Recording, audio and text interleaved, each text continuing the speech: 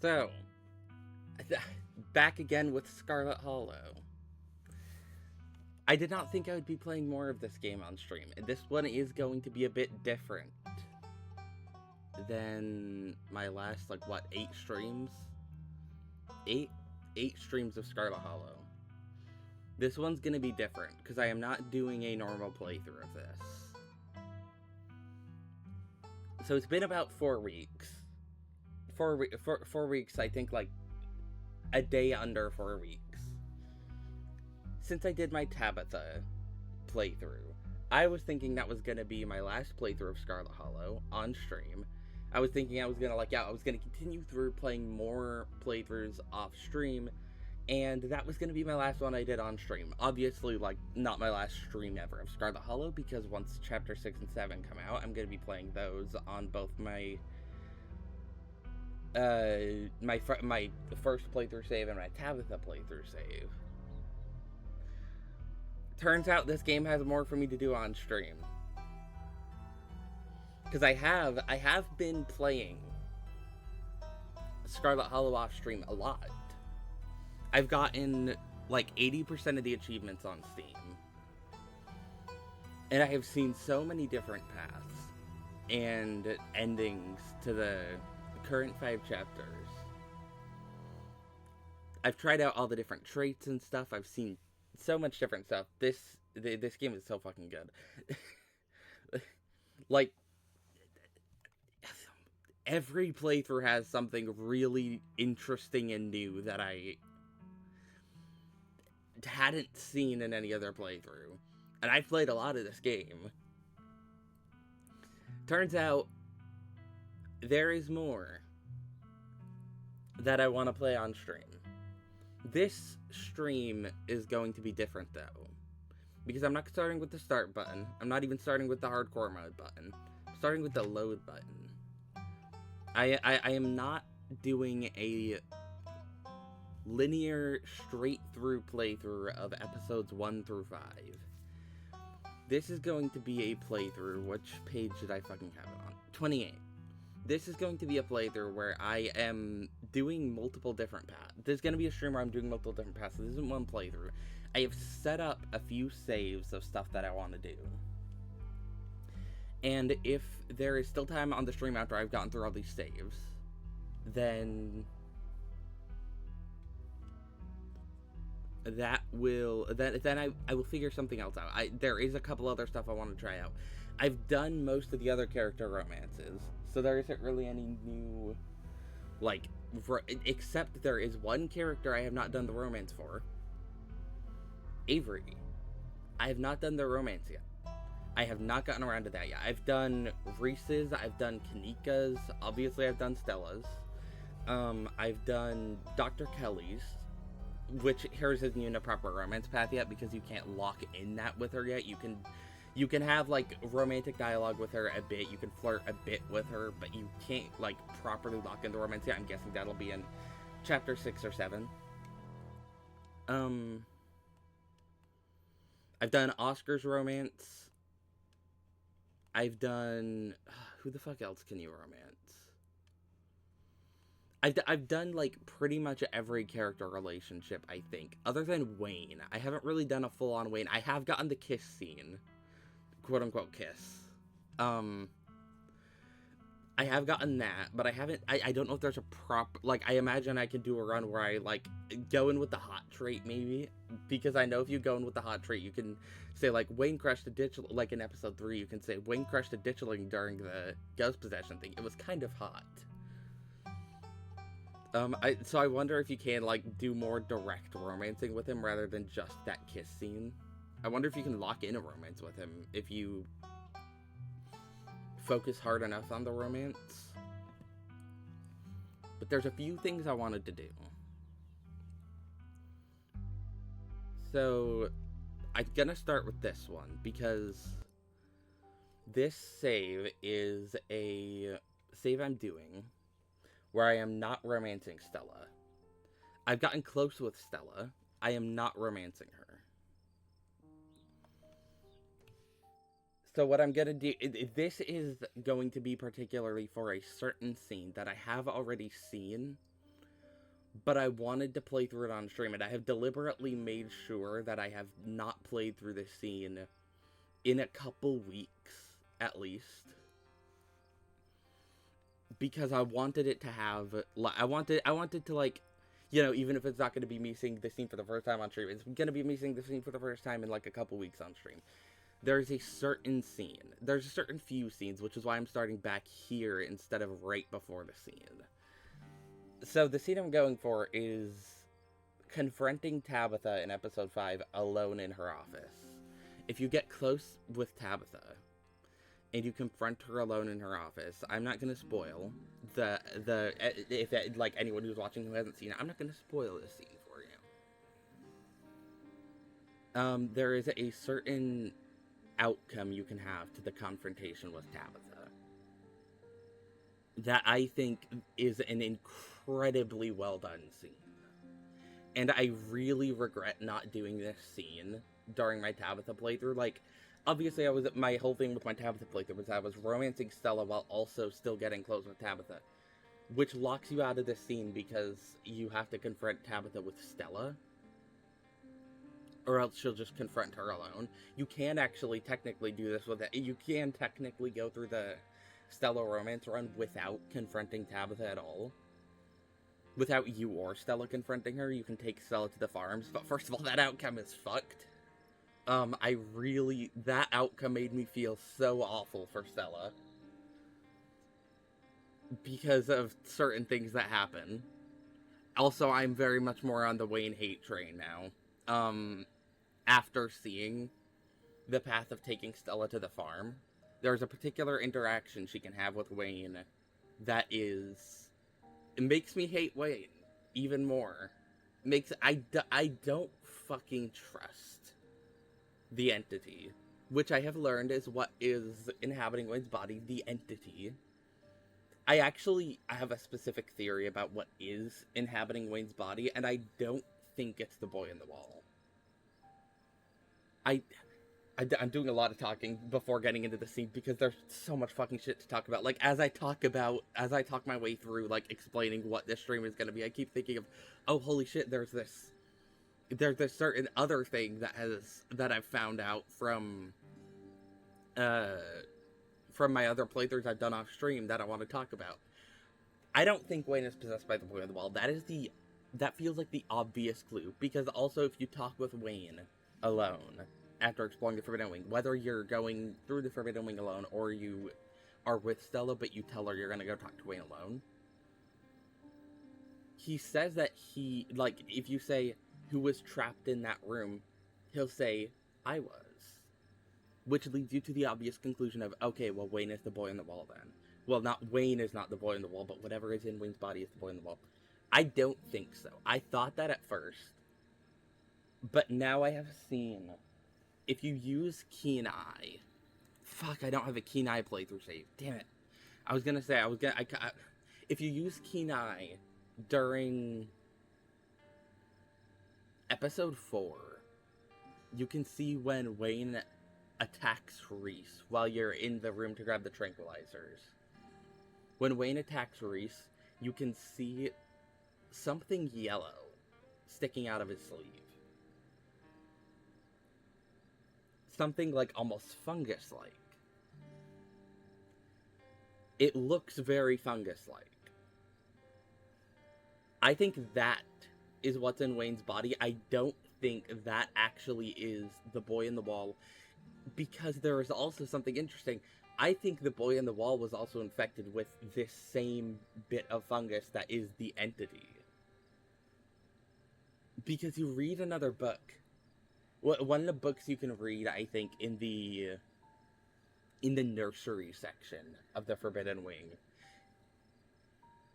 is from Alexandra, just like all the rest of them are.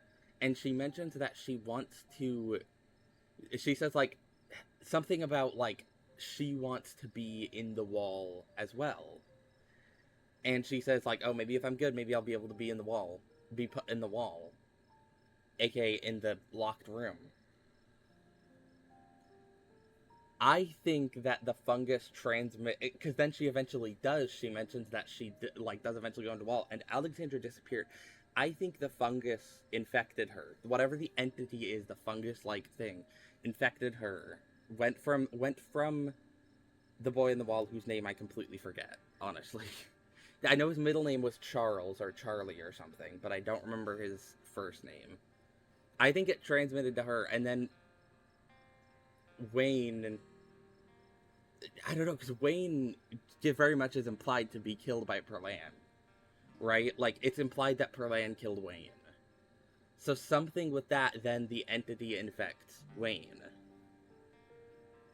I don't know. I don't think it's the boy in the wall infecting Wayne. Anyways, this is way off topic. I kind of just went on a tangent there because I thought about Wayne. I was talking about, like, the outcome of bringing Stella to the farm that I've seen in another playthrough I've done off stream. And then I just went on to talking about Wayne and realized, oh wait, I have this whole guess about what is in Wayne. Anyway, so this one is going for a certain Tabitha scene in episode 5 that I have seen. It's been a bit since I've seen it, like I said, but I wanted to play through this on stream because I think this scene is really good. But I'm starting back here because I also wanted to get a couple Tabitha scenes that I missed. There is specifically, I kind of want to do because the main scenes, there are two scenes that I've missed in this episode with Tabitha that if you don't romance Stella, you get these scenes. So, also I've learned that you can skip dialogue, which is awesome now. I didn't know you could before, so I was just kind of hurriedly clicking through the, like, samey dialogue, like any dialogue that was the exact same as stuff I've seen before. Apparently you can just hit tab to skip dialogue, which is good. For second playthroughs and further. Yeah, it says, she asks, like, don't you still have a thing? Lock myself out of a romance with, it's purely platonic. It's purely platonic, but let's go talk to her together. Maybe that'll be easier. Okay, thanks, Lilac. I think I'm gonna read through this scene just because I'm pretty sure there is some different dialogue here. Specifically, that is different with not romancing Stella. Because I think this outcome, if you don't romance Stella and you go talk to Stella with Tabitha, I think this is essentially like they're gonna get back together eventually, right? Like that. I think that's the implication there, is that if you don't romance Stella, they're gonna get back together. So I think there is, I don't remember exactly, but I think there is some slightly different dialogue here. I'm gonna read through it. Y'all came to find me? You didn't have to go through all that trouble. I was probably gonna head home soon. You had Lilac worried all day, you know. Went all over town looking for you. And it looks like you got into some trouble too. Lilac, you're all covered in blood. I think a lot of it's paint, actually. Paint? What? This is where your parents died, right? I'll watch through this scene again, even though it's fucking sad as shit. I'll watch through it since I'm going through the scene.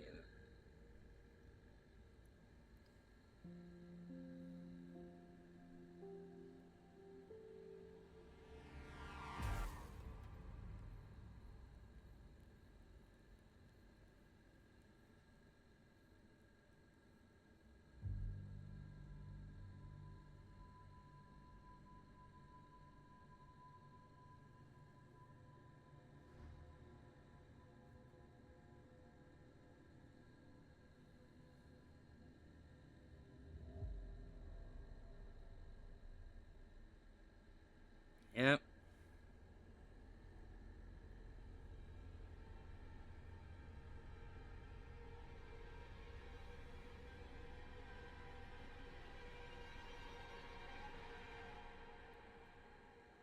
Jesus, yeah. Have you been sitting here all day? Yeah. Just waiting. Silence falls over the three of you. The wind rustling in the leaves and the sound of night insects carry on around you, muted in the still night. Nothing happened, though. That's probably for the best. Tabby, did I do something wrong after the accident? What? There's whole years of my life that feel like they just never happened. Like, every time I try to remember them, it's blank. I have all these videos sitting on my channel that I don't even remember filming. It's scary. Did I do something to push you away? No. All you wanted to do was talk to me. But Perlain wouldn't let you near me. No. That's not true. I was an adult when the accident happened. It doesn't matter what Perlain wanted. I need to stop hiding under my mother's coat every time I make a bad decision. This one, I think, is the one... Did I get this one last playthrough? For my Tabitha playthrough? I don't remember. I think this specific dialogue is the one I was remembering. It's when Tabitha directly admits that she pushed Stella away. I don't remember if she admitted that in my other one. I pushed you away, Stella, and I shouldn't have done that. I'm sorry. Tabby, I've missed you. I've missed you too.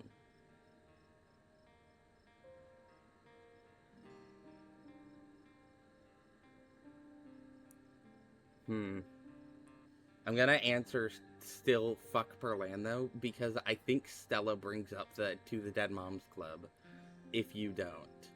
And I like that. I like the dialogue when she does. Still, fuck Perlan though. May she rot in hell. How about a toast to the Dead Moms Club for bringing us all together? I see Lilac's infected you with her terrible sense of humor. To the Dead Moms Club. Yeah. I like when Stella brings it up. I don't know, that dialogue's really sweet.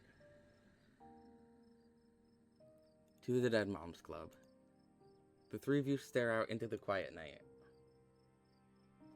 I think the accident is probably why I got into ghost hunting.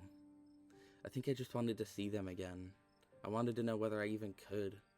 I never found anything, so I eventually gave up. Then last night happened. And I ran out here to see if maybe it would happen with them too. Even if it meant seeing the crash again, or seeing them all messed up and dead. I just wanted to see them. It's been a whole day. I don't think they're coming. Do you want to say goodbye? Stella sits in silence for a long moment, her breath slow and even. Goodbye. I love you. Don't worry about me. I'm gonna be fine. She's silent again, as if waiting for a response. No response comes, but she smiles, a lively glimmer returning to her sad eyes. That kind of felt better. I don't think I realized how much I kind of trapped myself in my own head. Thank you for breaking me out of it, you two. Stella straightens up, stretching her back. Gretchen wags her tail, tags jingling in the quiet night air. We should probably head back, right? I haven't slept in a day. She doesn't need to hear about this tonight. God, that scene is still so fucking good. Every time I go through it, it's like, fuck. Yeah. That's like one of my favorite scenes in the game. The three of you and Gretchen make your way back through the woods before arriving at Stella's house. This is me. Thanks again, you two. Come on, Lilac. I think there's a carton of ice cream with the Scarlet name on it. Tabby, wait, before you go. Oh my god. Yeah. This is one of the ones that I had missed. That I wanted to... This is part of the reason why I'm starting back at the end of episode 4 instead of right before the confrontation with Tabitha. Is this scene. Don't be a stranger, okay? Never again. I promise.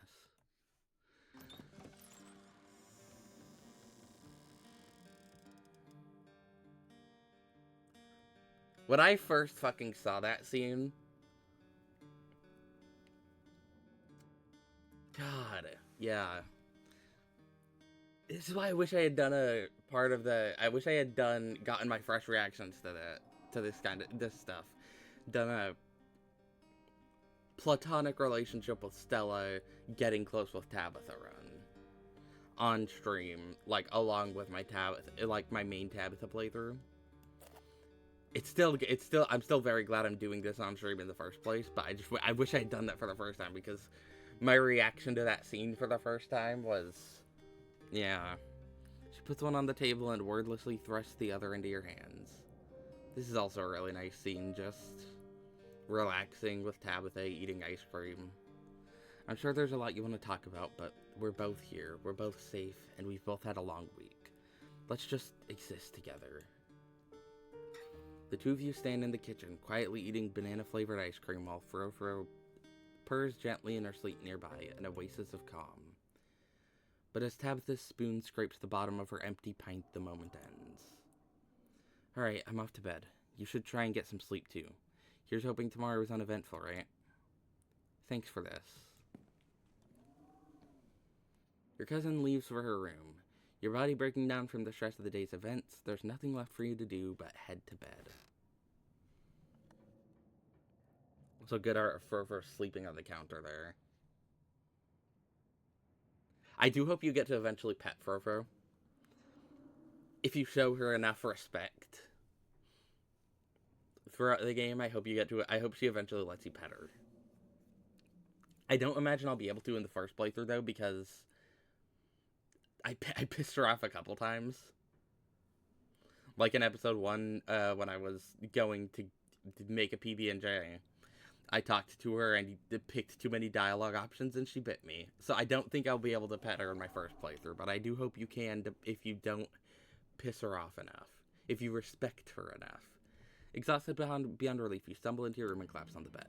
As your eyes sink, you realize that something smells off about the room. It smells rotten. Right, Wayne. Fucking high. You jolt awake as the door creaks. Fuck you. Fuck you. Don't look so frightened. Get away from me. I was just gonna say goodnight and to give you a word of advice. Tabitha won't be around tomorrow, too busy at the mines. Forbidden places won't be forbidden without her there to stop you, and you might be surprised at what you find. Until then, sleep well. Don't fucking talk to me. I'm gonna... God, I have way too many fucking save pages. Where's an empty one? 48, there we go. All the way over at 48. I'm gonna tell him to wait here. Because I want to see that... I want to, like, go through this dialogue. I don't even remember the dialogue. I think I don't... It's been a while since I've done this. Like, told him to wait at the door. But I don't want that to be in my canon version of this playthrough, because I'm gonna roll back the save once I get through this dialogue. Because I don't want to have any time with Wayne. I don't trust him. Or like him.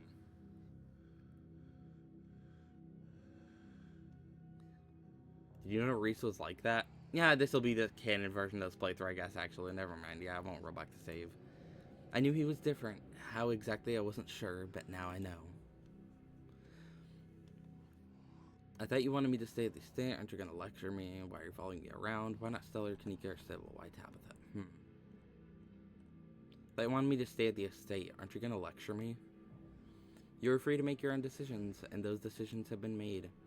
I know that something pulls at you, and now that it's started, I know you cannot stop until your task is finished. I'll keep you safe and while you do what you must. What the fuck is the Entities game? I wonder. Like, what is the entity? What is the entity's goal? Because it seems to... It's something that, like, takes a host. And... It's something that takes a host. And controls them.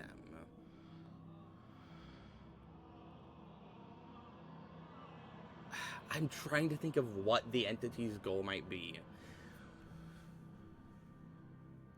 I don't know.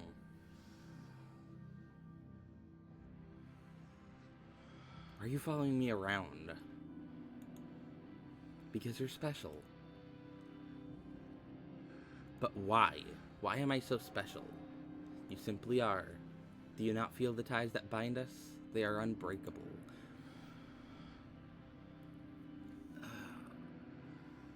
like you.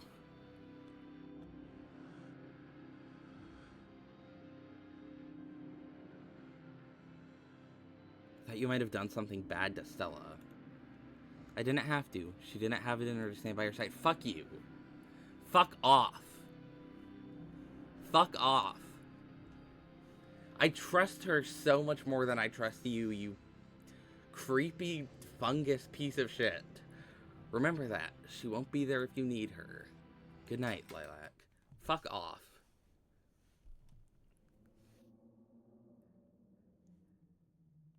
Wayne leaves your room and closes the door behind him. The damp smell of the mattress is starting to become almost welcoming, a sign that the now daily horrors of Scarlet Hollow are finally behind you, at least until the sun inevitably rises once again. You close your eyes, your exhausted body succumbing to sleep almost immediately. As you drift off, you think of Reese, trapped in that tiny windowless room, all his greatest fears realized, his body no longer his own. But you stopped him from killing Dr. Kelly. The world, at least for now, is protected from him. And then you think of nothing. Wait, what are my perks? No, perks, traits. Fuck. What are they? Street smart and book smart. Right, because I wanted to avoid all suspicion from the cops. Avoid calling them in episode 1 when Duke dies. Avoid episode 2's disaster entirely. And avoid episode 3's disaster entirely. And continue. No. A lonely piano refrain echoes through your head as you sleep. It feels like it goes on forever, clumsy and uncertain of itself, stopping and starting at random. But as your dreams start to fade, you realize that the music is following you to the waking world, continuing even as your mind re-solidifies and banishes the last few remnants of your dreams. Oh right, Dustin and Dustin's mom. They're here. Also, yeah, I have talked to them on a Talk to Animals playthrough. They are delightful. I love them. When it finally stops, you're startled by the sudden silence. You're awake now, cold and uncomfortable, your muscles stiff and achy, your head still clouded with sleep. You realize there is a concerning lack of blanket and mattress. There is nothing beneath you but hardwood and floorboards, dusty and uneven. There's also a weight on your chest, and claws digging gently into your skin. Your heart skips a beat. You're greeted by two beady eyes, staring down at you over the twitching nose of the opossum that lives in your drawer. The other one is crouched in the corner, eyeing you warily. You are not in your room. Yeah, because Wayne dragged me here. I don't like him. Start crying. Start crying. Your lower lip trembles as tears well up in your eyes. They bubble over, streaming down your face as you lie on your back on the dirty floor, crying. The larger opossum in the corner seems unsettled, backing further away. But the opossum on your chest takes a step forward, resting a tiny paw on your cheek. It licks away your tears. You may have to take every vaccine known to man to make sure you don't get a disease from the interaction, but the kindness of the tiny creature is clear. That or it likes the salt. Stand up and get your burns. I'm not gonna smack Dustin off. Not a monster. You stand, your legs still wobbly with sleep, the odd tilt of the floor adding to your unsteadiness. The opossum clings to your shirt with its tiny claws, holding on for dear life. You must be in the Forbidden Wing.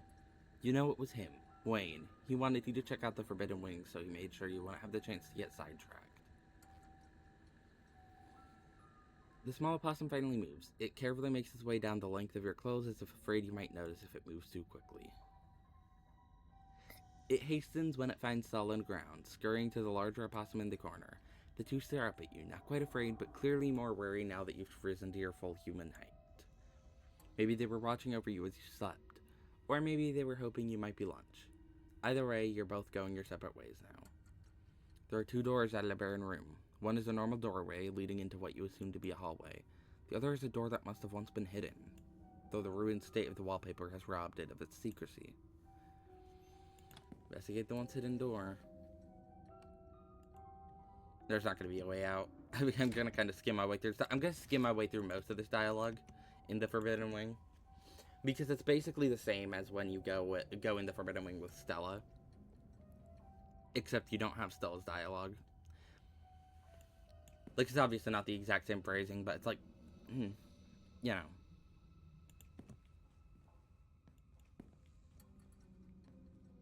Plus, I've gone through this on another playthrough.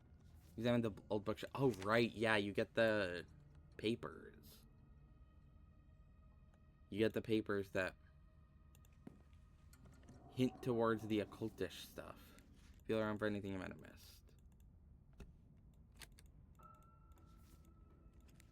Yeah.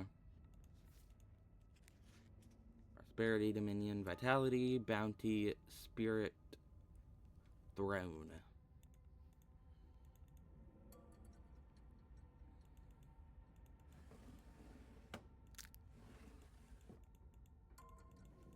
Right, so these ones are interesting. These ones I'm gonna read because these ones I didn't read on any of my playthroughs.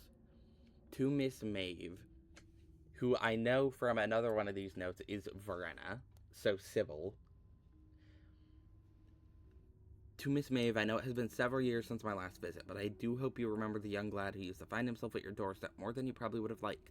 I write to you now with the utmost urgency. I'm not sure if news has yet reached you regarding what just transpired yesterday. Many lives were lost. The town is in a frenzy. I hope to mitigate some of the damage that has been done, and thus must speak with you at once. I attempted the journey to your place of residence, but was unable to locate it. You once told me of another way to reach you, and though it seems nothing but a half-remembered fantasy, I am acting in desperation. I can only hope this letter finds its way to you as you once said it would in my hour of need. I must meet with you at your soonest convenience. Sincerely, yes, Enoch Scarlet. The paper dissolves just as you finish reading the last few lines, as if it has finally realized that it might have, or that it had been submerged all these years, turning to useless pulp between your fingers. It's a good thing you're a fast reader. It's unlikely you'll have the chance to return here, and the vials are too delicate to carry with you. Keep reading. Right. So that's why the vials are in water, is because um like Julius mentions, the way that Sybil can communicate from a distance is with water. So then that's why they're in water. Makes more sense now that I know that from, yeah. You open another. Miss Verena, trouble with tea. Teddy, your presence requested at once. And another. Verena, know what you tried. Do not appreciate the attempt at subterfuge, though we both knew what was at stake here. The boy has been dealt with. Expect me this evening for in-person discussion. I wonder if that's the vision you get this episode.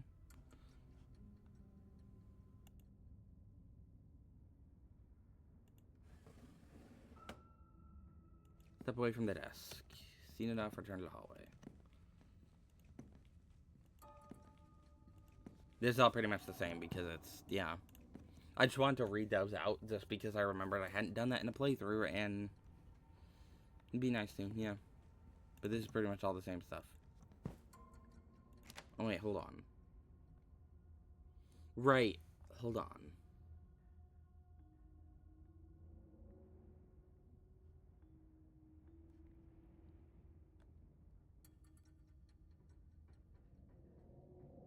Huh.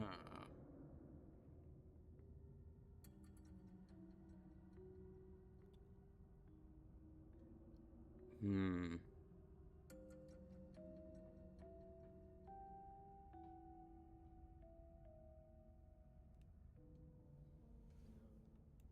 Alexandra had, Yeah, I think she got the entity in her.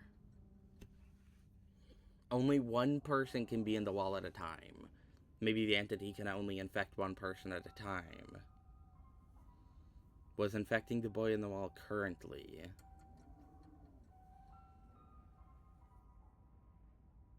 And Perlan, or not Perlan, fucking, her mom, who would her mom have been? I don't know. Edwardine? Probably. I think. I think Edwardine.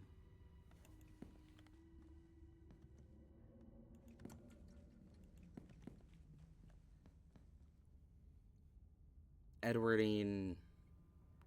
But what would her reason have been? I don't know. Maybe I'm not correct on this. Maybe the boy in the wall is actually the entity and what is possessing Wayne. But I just don't think that's true. I think the entity is a separate thing from any particular person that we've met in the game who was infecting the boy in the wall and then infected Alexandra, eventually infected Wayne. I don't know. I don't know. It's a prison cell.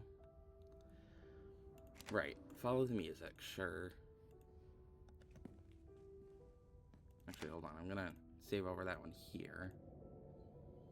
Finish what you started from the piano player. I am actually gonna read this scene out as well, because this one is what I have not talked to Wayne alone on a stream, and there is really interesting dialogue in this bit.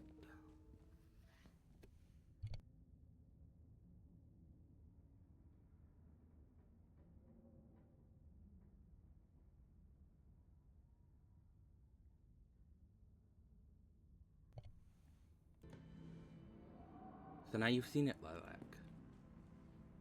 He makes his way down the tilted floor towards you. A breeze passes by him, carrying from it the smell from the wound, carrying with it the smell from the wound that is his body. I hope you enjoyed the show. Also, something I have noticed is that, yeah, he definitely does get more. The body is in worse shape with each chapter.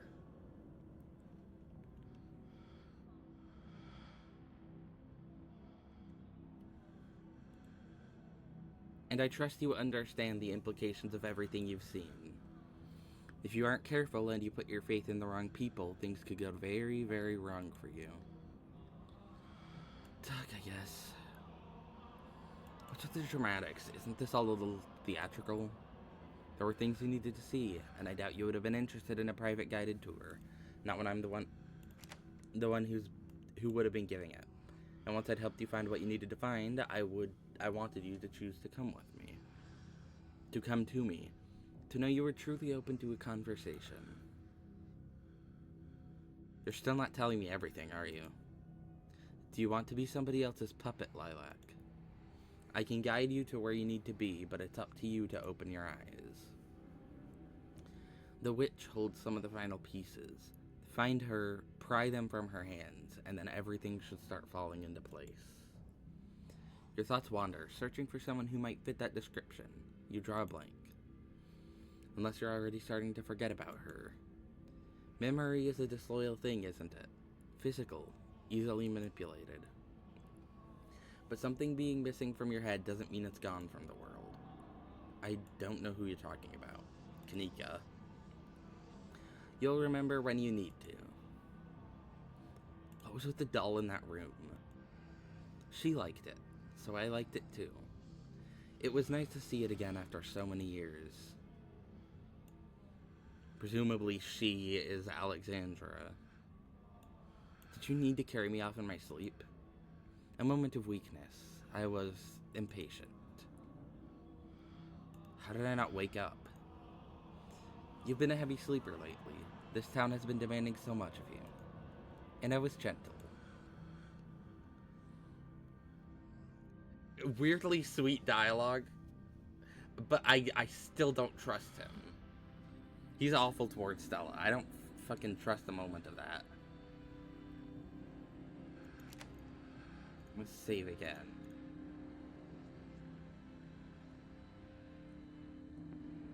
Who lived in that last room? Blaine cocks his head almost playfully. I did. I'd been in that room a long, long time. Though my being free now is meaningless in the grand scheme of things. The town itself is enough of a prison that I might as well still be stuck behind that door. But at least I'm free enough to warn you. Interesting, yeah. Does Tabitha know about all this? This is Something very interesting that I did not find out in any of my playthroughs I did on stream in any of my first two ones, because I both times I talked to Wayne with Stella. Of course. Why do you think she invited you here? She invited me here presumably to trap me in the room. For what reason, I'm not exactly sure yet.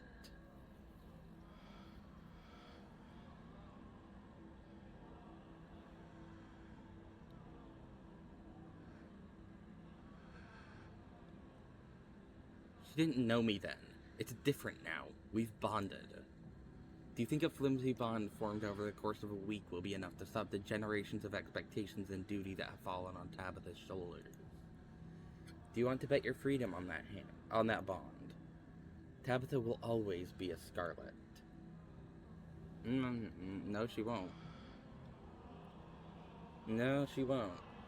She'll always be a Scarlet in that she was born into the family, but not always gonna act like that. Given evidence by certain paths you can take with her where she outright rejects any of the Scarlet legacy. You're wrong on that. You're wrong on that. What do you mean the town is a prison? I can't leave. No one really can. As it stands now, Scarlet Hollow doesn't like letting go of its prisoners. They may be able to cross the town line, but not without paying a price. That can be changed, though.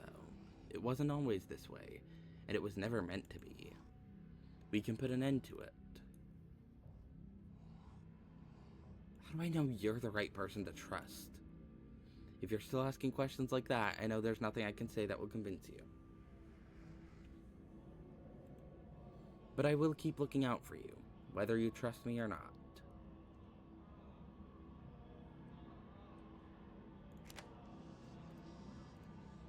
You know what? I'm gonna save because I'm gonna go back on this. I don't want to do this in the canon version of this playthrough. We're getting the kiss scene though. Flirt. Take a step towards him. You take a step forward. Wayne doesn't flinch as you approach, but you can sense a trepidation. He seems uncertain of what you're about to do.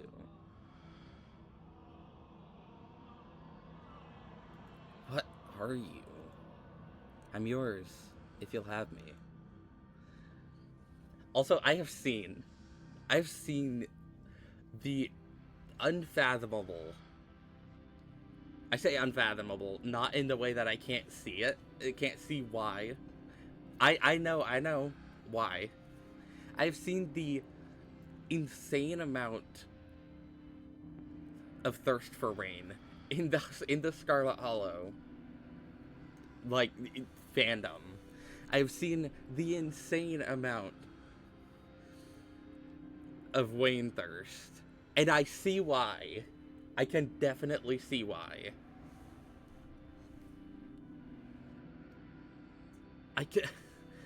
I definitely see the appeal with Wayne. Especially the kiss scene, after the kiss scene.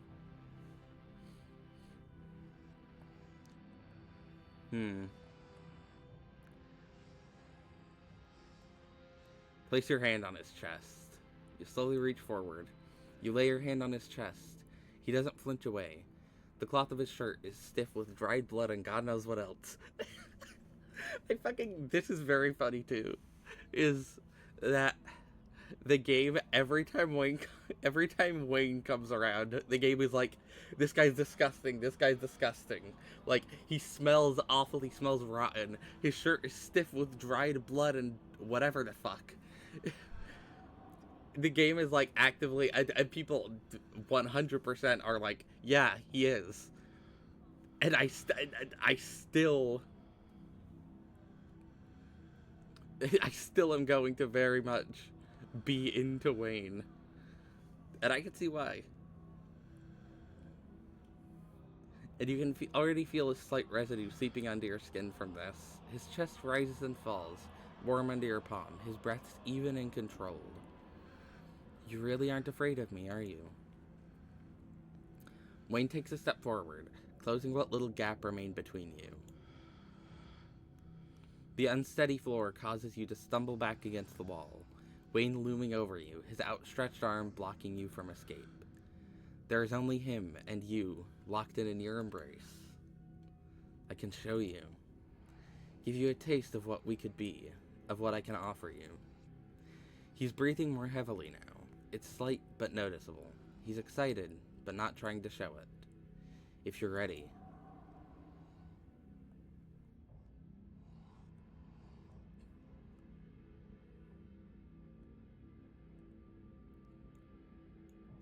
Will this make me fall apart, like you? No, you don't have to worry about this happening to you. Not if we do things right. I'm being rejected. But a fleeting moment with you will be bliss for us both. No pain, no lingering aftermath, but pleasure.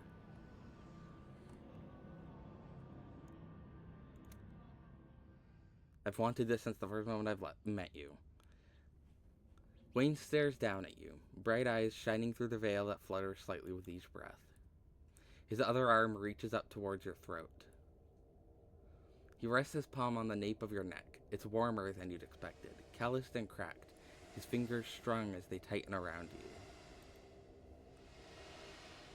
There's a sudden sharp pain, as if you've been struck with a pin, and the unsettling feeling of something squirming.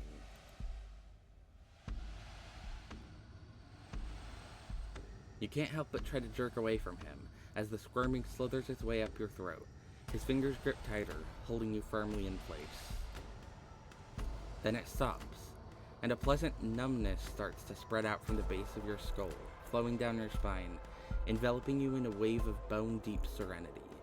Your surroundings become unfocused, vision swimming as your head lolls to the side, hair standing on end in a full-body shiver as an intense pleasure sweeps across your skin. You're vaguely aware that your legs have collapsed out from under you. Wayne holds you up, one of his arms curling around your waist, pressing you against him as you lose yourself in the sensation. Then it's over. Jesus Christ, I forgot how horny that scene is. They know what they're doing. They 100% know how into Wayne so many, like, Scarlet Hollow so much of the Scarlet Hollow fandom is. They know what they're doing with that scene. That is I have played through all of the romances but Avery so far. That is the most horny any of them gets. The most. He lets you go. You slump to the floor as he takes a shaky step back, adjusting his sleeve. Think of that as a kiss. Think of that as a kiss. Slightly better delivery. He has to catch his breath as he speaks. Before he can have the chance to respond, he's gone, slipping back into the shadows. So oh, fuck. Hold on. Shit. Oh, god damn it. Hold on. Fuck. Shit.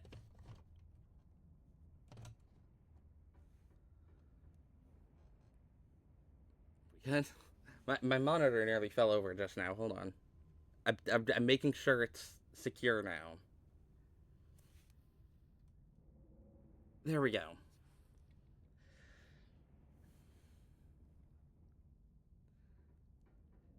You make your way back to where you woke up and slot in the handle into the secret door on the wall. Jesus Christ. Again, that scene, it's so horny. It's so, it's, you make your, I'm not gonna roll back my save. I was gonna roll back my save and not have that be, I'm not rolling back the save. I'm keeping that in this particular version of the playthrough. Yeah. All right, now let's go confront Tabitha. See the scene with her. It twists and the door pulls back, and you stumble through your closet and back into your bedroom. You lean against the door frame as the last dregs of the intoxicating kiss leave your system, returning you to some semblance of normality. The estate has gotten to you, After the events of this morning, your body burns with a ferocious itch to leave this place behind, to be anywhere but here. Yeah. You leave in a haze, mindlessly grabbing clothes on an uncharged phone, barely even noticing your surroundings as you rush outside. The morning's revelation seizing your body and mind with a suffocating grip. Even the lingering afterglow of your entanglement with Wayne can't fill the sinking pit dug in your stomach by the suggestion that Tabitha has not only known about all of this, but that she is in some way a willing participant in your family's crimes.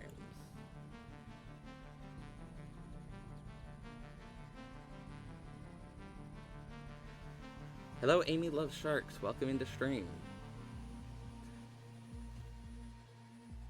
As you can see, I'm on episode 5 of Scarlet Hollow. This is not first playthrough, by the way. This is not first playthrough. Just in case. Yeah. This is my not even third play. This is my third playthrough I've done on stream. This is my. I don't even know how many playthroughs I've done of the game at this point off stream. Not count. Like I did the first 2 on stream, and then I've done so many since then. I am going through and doing some stuff on stream that some of the stuff I have seen before, some of the stuff I have not seen before, but some stuff I just wanted to do. I don't know anything about this game. It's very good. Even after the 2 of you connected last night. But it must be true. You've had a glimpse of the brilliant colors of Wayne's soul. Something that beautiful, that expansive, couldn't lie to you. It wouldn't lie to you. Again, this is part of the reason I don't entirely trust Wayne. That feels kind of similar to some of the dialogue you have with Sybil. Again, it locks me out of choices that aren't Tabitha can't be trusted. I don't... Okay, I'm actually going to roll back and do that. I didn't remember that took away any chance to trust Tabitha. I don't know what to think. This is all too much. I'm just gonna skim through this dialogue because it's getting me back to the same point, just without kissing Wayne. I didn't realize that takes away your choices to trust Tabitha. I don't like that. Or I like that in that it's interesting and like works for the route. I don't like that as in I don't trust Wayne. Because that's giving me similar vibes to some dialogue with Sybil. Where if you drink her tea and you try to pick a dialogue option that is distrustful of her, the game will correct you and say, oh no, Sybil can 100% be trusted. Unless you have Mystical, you can counter that. I can't jump to any conclusions just yet. I was shown what someone wanted me to see. The events of this morning aren't the sort of thing you casually move to the back of your mind. You have to do something. What do I want to do? Because I could just go straight to Tabitha, and that was kind of the point of this, is going to confront Tabitha. Actually, I want to get a certain ending that I've seen that really intrigues me, because I don't know how it's going to... I don't know how it's going to end with... Like, I don't know how episode 6 is going to start from this. I'm actually going to get this ending because I'm going to, like, roll back my save, hence why I saved there. And then I'm going to go through with confronting Tabitha. I want to see what happens if you leave the town. You've seen everything a sane person could possibly want to see in Scarlet Hollow. It's time for you to leave. Who knows how long it'll take you on foot, but every road leads somewhere, right? And a road isn't here. If you're fortunate, you'll cross paths with a car willing to pick you up sooner rather than later. You aren't spending another second in this godforsaken town. You start down the road and you don't stop. Past Main Street, past the library where you barely escaped the judgment of a furious spirit for crimes you neither committed nor benefited from. But your family isn't your problem anymore. Past the bus stop and the gas station on the edge of town, one foot in front of the other. Oh right, you have the interaction with Miles here. Hey. Miles stops you before you're able to leave town, doing his best to hide that he's out of breath. He must have been running to catch up. Lilac, wait. I have to talk to you. There's something going on, but I can't I can't remember what. It has to do with Sybil and somebody else, and that somebody feels really important. And I feel like if I don't remember before it's too late, somebody's gonna... Never mind, this was stupid. I just sound crazy. He doesn't sound crazy, though. You feel an odd sensation as he's talking, a creeping recognition. But you can't seem to hold on to it, a slippery thought that refuses to be fully recognized. No, you're not crazy. There's something wrong, and it has to do with your family. But you draw a blank on just who Miles' family is supposed to be. I knew it. I knew something was wrong. But I don't know what it is. Nothing happened. I woke up and everything was normal. I gotta go, sorry, but... Alright, see ya. Thanks for stopping by. But I don't know what it is. Nothing happened. I woke up and everything was normal. I had cereal, and then Sybil said she was going somewhere with somebody. No, wait, the person was there too. I talked to them. And then they left, and I went out to the street. Because the office is closed for renovations, so I had to wait outside until it was done. It feels like he's recounting a dream, the memory slipping through his fingers as the words leave his lips, leaving only emotion. This is how I felt when Dad died, but nobody's dead. Please make it stop.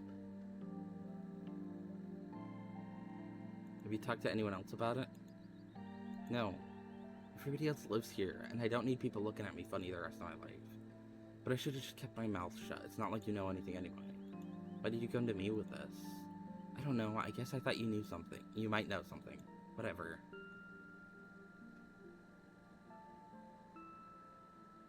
There's somebody missing, isn't there? Miles tries to hide it, but you can see his lower lip tremble, and his eyes are shiny with fresh tears. Yeah, I think so. I feel so guilty. I think it's my fault. He can't hide the tremor in his voice as he speaks. There's this crazy old guy on the edge of town. You gotta find him. Julius. He was always coming around to ask me weird questions. I don't remember what he asked or what I said, but I feel like it's important. And he wrote it all down in a notebook. You gotta get him to show you that notebook. I'd go out there, but I can't think straight. Not right now. I need somebody to fix this for me. I don't want to feel like this anymore. Not again. Please, not again. He shoves the map into your hands and turns away, hiding his face as it cracks with emotion. I really didn't want to ask anybody for help. That's how bad it is, okay? Don't tell anybody what I said, though. I don't need people thinking I'm crazy. And then he's walking away, back up towards Main Street. Back towards the place it feels like he's supposed to be. Fucking... God damn it. Hold on.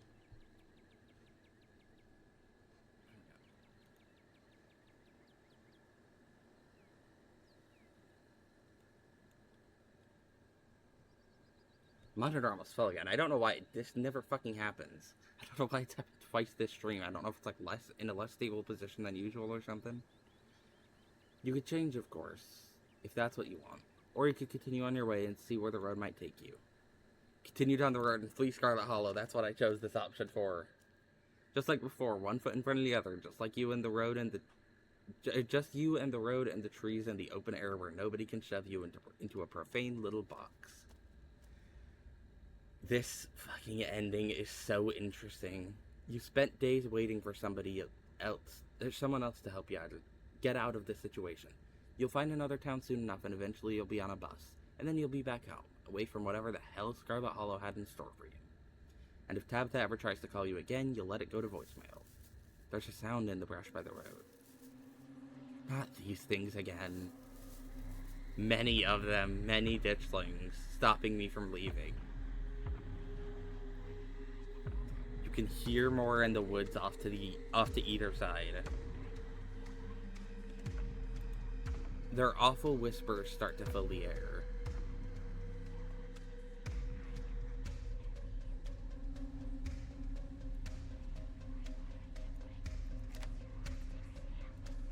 Run. You run, and the creatures run after you, but there's nowhere else for you to run but back into the heart of the horde. God damn it. Hold on. I didn't know if that was run through them, or... I just want to go home. Please let me through. But your words do little to stifle the curiosity of the creatures approaching you. You turn to flee too late as you feel a sting in your lower leg. One of them got close enough to bite. Holy fuck. So much for harmless to people. Your calf goes numb, so you don't feel the next one insert its awful little stinger into you. Nor do you feel the egg you're sure they've slipped under your skin. The numbness spreads up to your thigh, static where you used to be. You fall to the ground, and they swarm you. This is what they do to animals they corner in the woods. They're turning you into meat. This is the end of your playthrough of episode 5, but it might not be the end of you. Lilac's story will continue to its conclusion with the release of the final chapters. What the fuck is that ending? How is that going to continue on into episode 4 or episode 6 and 7? You're gonna have a ton of ditchling eggs in you. How will that continue? You don't even get the vision at the end. You don't get to, like, possibly save Kanika or not save Kanika. You don't get to go to the farmhouse.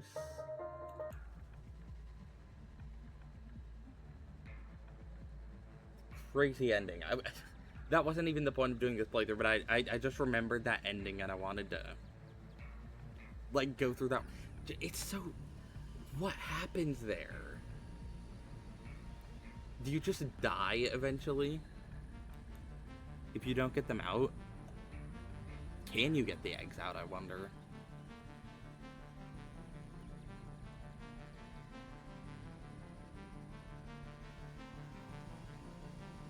I need to see Tabitha. Maybe there's an explanation for what I've witnessed. The events of this morning beg for an immediate confrontation. By the time you notice where your legs are taking you, you're already en route to the Scarlet Mines. You stumble down the road, your panicked thoughts directing themselves like a pointed arrow towards your destination. Things will make sense again just as soon as you get where you're going. Oh fuck, it's the Strong Strike. God damn it. Maybe they'll let me in. Once you arrive, you're once again met by the sounds of an angry crowd. The strike, it seems, is raging on, perhaps even angrier than before, bolstered by their increasing number.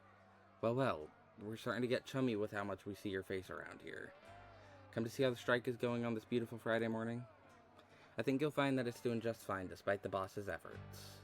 Despite the boss's best efforts. Yep, it doesn't matter that I got fired. If she thought that would get me off the picket line, she was sorely mistaken. Now I've got all the time in the world to stand around out here like a bull with a bullhorn and plenty of reason to do so. She tried to scare us, but joke's on her. Davis is one of the best men we know, so all she managed to do was get us even more riled up. She can't intimidate us if we refuse to be intimidated. God damn it, can I get past? That's right, and we've got numbers on our side. So you can let her know if she thinks we can wait this out. If she thinks she can wait this out, she's only wasting her own time and money. Best to just sit down for a conversation and get this over with. Come on, can I get through?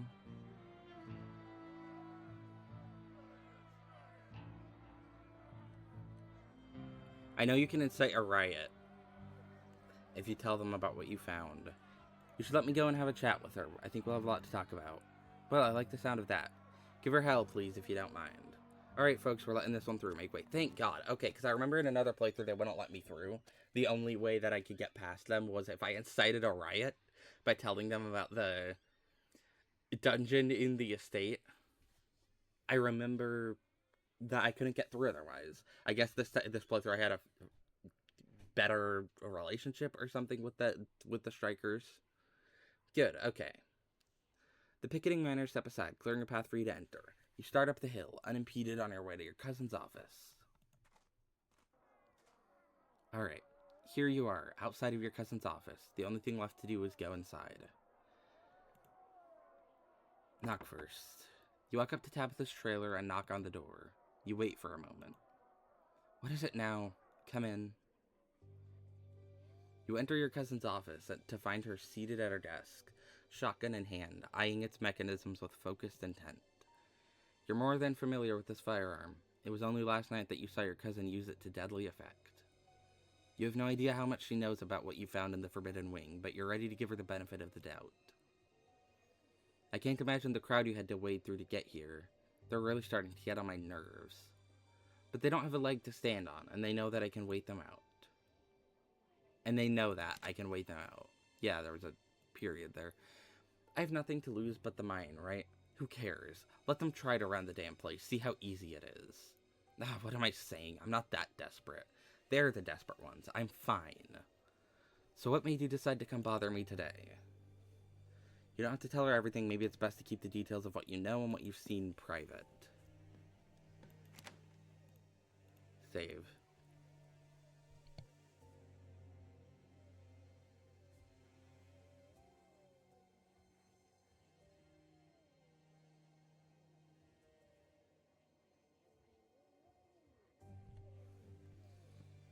Huh.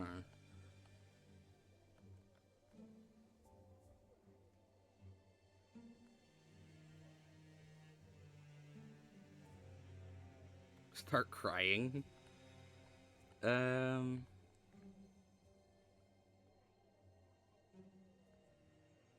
Wayne kidnapped me in my sleep, Tabitha. He dragged me off to the Forbidden Wing. I found things in there. He what? But that's... Tabitha's eyes dart away, her pale cheeks losing what color they had. What little color they had. What color or what little color? What little color, right? You shouldn't trust it. You shouldn't trust anything that thing tries to tell you. What did you see? What poison did he try to infect you with?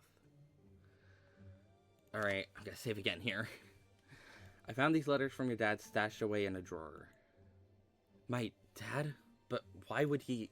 No, you're wrong. He's never sent me anything. He's not that kind of person. He didn't abandon you, Tabitha. Someone, I assume Perlan, hid this from you. You slide the cards you took from Edwardine's room across Tabitha's desk. He wanted me to visit?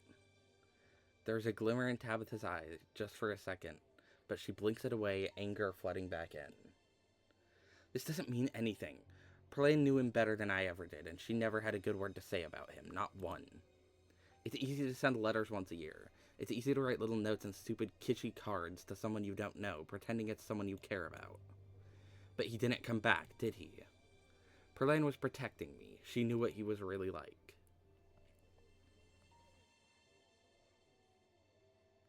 Yeah, she is thoroughly in denial. What if she didn't know better? What if he's still out there? What if he wants to see you? We could find him after the funeral. Why? Why are you doing this? I haven't thought about him in so long. I was over it. Do you even know how bad it used to be? Seeing other kids with their parents and knowing one of mine decided he didn't love me enough to stick around? I guess you might, actually. Tabitha sighs, her eyes wandering up to the ceiling, away from the cards and their saccharine birthday wishes. After the funeral. Is that what you said? Maybe. Maybe after. Fuck, this scene is so good. The expressions are all so well drawn.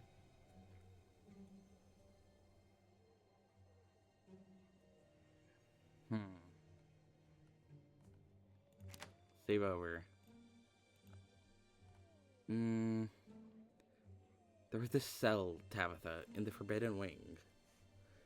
Your cousin visibly bristles, though she doesn't say a word, but it's clear to you that she knows about the cell.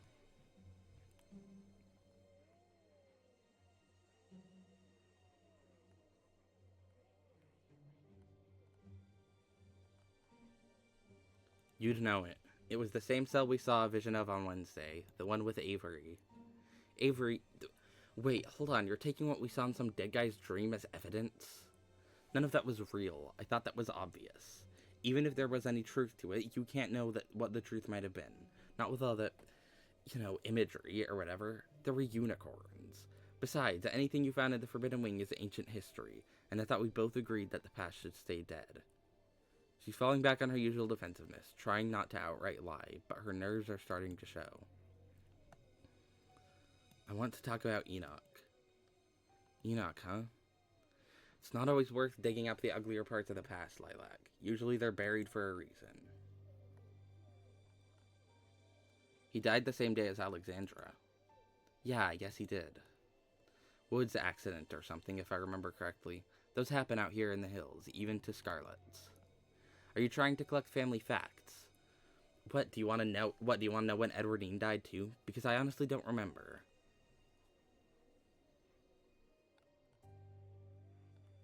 And they never found Alexandra's body. That doesn't bother you? Well, that Grandma Eddie barely even cared, and that was her daughter. So no, I haven't devoted much time to worrying about it. People go missing sometimes. People die. That's life. Some people are just better at coping with it than others, I guess.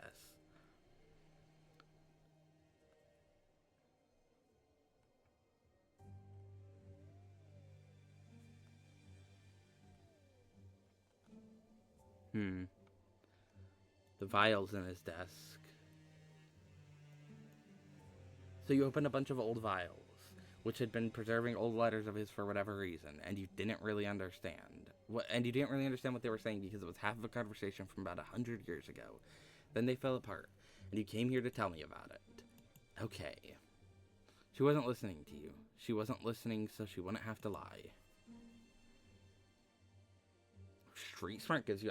I don't know if I've done this confrontation with Street Smart. This gives you a lot of, like, insight. He's interested in the occult. I take it you don't really know much about what rich guys were into when Grandpa Enoch was in his prime. Which is kind of surprising. Smile. I thought fun facts were kind of your thing. There was this whole spiritualism movement. Then that crazy guy Crowley with the magic. Rich people loved that guy. Not that they'd necessarily say it publicly, especially not in a God-fearing community like this one. But I guarantee a bunch of old money families have their own versions of Enoch's collection from when this stuff was in vogue. And do you know why I know all of this? Because Grandma Eddie told me. Everyone in the Scarlet family knows that Enoch was into some weird stuff. None of us care. Whatever he's got in there is just old junk.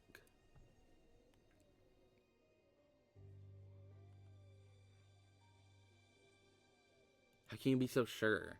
With everything going on in this town, don't you think this could all be connected? Tabitha lets out a heavy, exasperated sigh. What would it even change if that was the case? He's still dead. Feel free to get in touch with him via Ouija board if you really want to know, but I just don't care enough to devote much thought to it, honestly. His relationship with Teddy. I don't think Teddy died in the collapse. Okay, well, he's definitely dead now. We have secrets in our family, of course we do. Every family does. Back then, people weren't quite as nice about, what's the word these days? Disabled as they are now. Jesus Christ, Tabitha. They got hidden away. That's not news. And it's not unique to Scarlet's. Map. You don't really want to go looking for any more of those things, do you? I mean, what would be the point besides finding out what horrible situation might be unfolding around it? Not that we even know these things are connected to all the stuff going on around here. Could just be something in the air. And this is the old farmer's land. Stell used to say he would shoot anything that crosses his property line, so you better not. Wait, he died, didn't he? Well, there's another one out there too, and I've heard he's just as crazy, maybe more crazy, so steer clear. She's grasping at straws, making excuses. The carvings. You show her the drawings you found in the desk, the stones you've unfortunately both already seen, as well as those you haven't.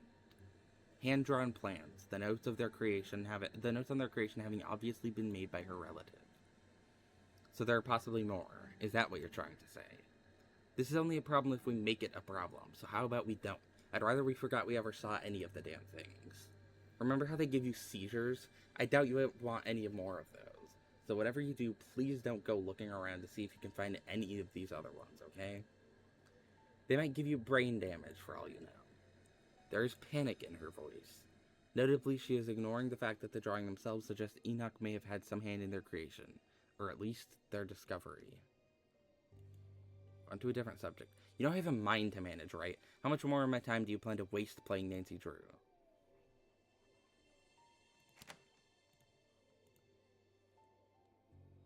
Let's talk about Perlan. Your cousin bristles at the mention of her mother. What is there to talk about? Right, yeah, it's heavily implied in the game, by the way. Something I found out through my off-stream playthroughs. It's heavily implied that Tabitha killed Perlan. It's heavily implied that Perlan killed Wayne, and it's heavily implied that Tabitha killed Perlan sometime after that. How much did she tell you about our family's history? Jesus, Lilac, how would I ever know? If she didn't tell me something, I probably didn't know that, do I? I probably don't know that, do I? If you want to talk family history, we can talk family history, but let's not play 20 questions about it, alright? Do you really want to continue whatever legacy she left behind, Tabitha? Of course I do. She wasn't the nicest woman in town, that's for sure, but she did what had to be done. I prefer being a bitch who makes sure everything works than someone who gives people anything they ask for until it runs me out of business. But I wouldn't expect you to understand that. You don't carry this weight like I do. Sometimes you don't get to choose to be nice. Sometimes there is no choice.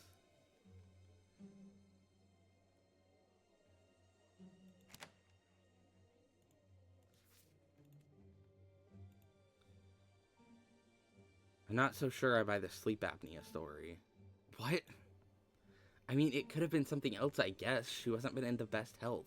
She'd been smoking several packs a day since she was about 12. It's not like anyone was surprised. No, it was definitely sleep apnea. She used to snore a lot and wake up because of it. And her lungs weren't good. Sorry I didn't do a whole investigation into it, but you don't always have to. It just means it's not suspicious. Which means you shouldn't be suspicious. It was just her time. She's talking a lot. This line of questioning has made her nervous. What really happened to her? Lilac, stop! Why do you care so much? She's dead, and she sucked, and practically no one misses her. Maybe she just died because the piece of coal that served as her heart finally gave up pretending it had any use left. There, she died of Jesus Christ. There, she died of evil old bitch disease. Does that make you feel any better? Avoiding the question. I won't be talking about her again. Don't try. Actually, I'm done. You're talking around something. I know you are. And I'm out of patience. Whatever it is, just say it to my face. I'm not trying to accuse you of anything. Then what is it? What? Specific accusation or an emotional appeal?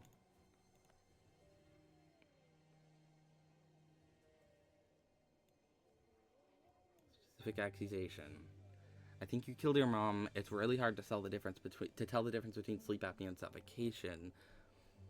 Family has been doing terrible things to itself for reasons I barely understand, and I think you're planning on continuing what they've been doing. I think there's nothing you wouldn't do to keep this shithole of a town going, even if it's just stuck on life support forever, and that terrifies me. Think Edwardine murdered Alexandra? Yep, I think so. Also, that gives some specific interest in...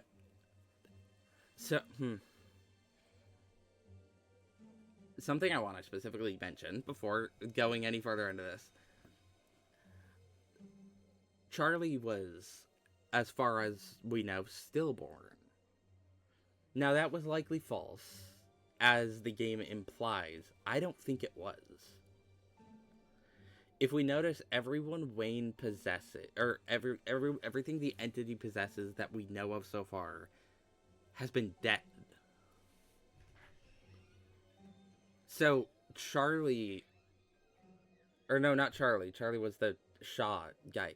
The boy in the wall, whose name I do not remember. His middle name was Charles, or something. But I don't remember his first name.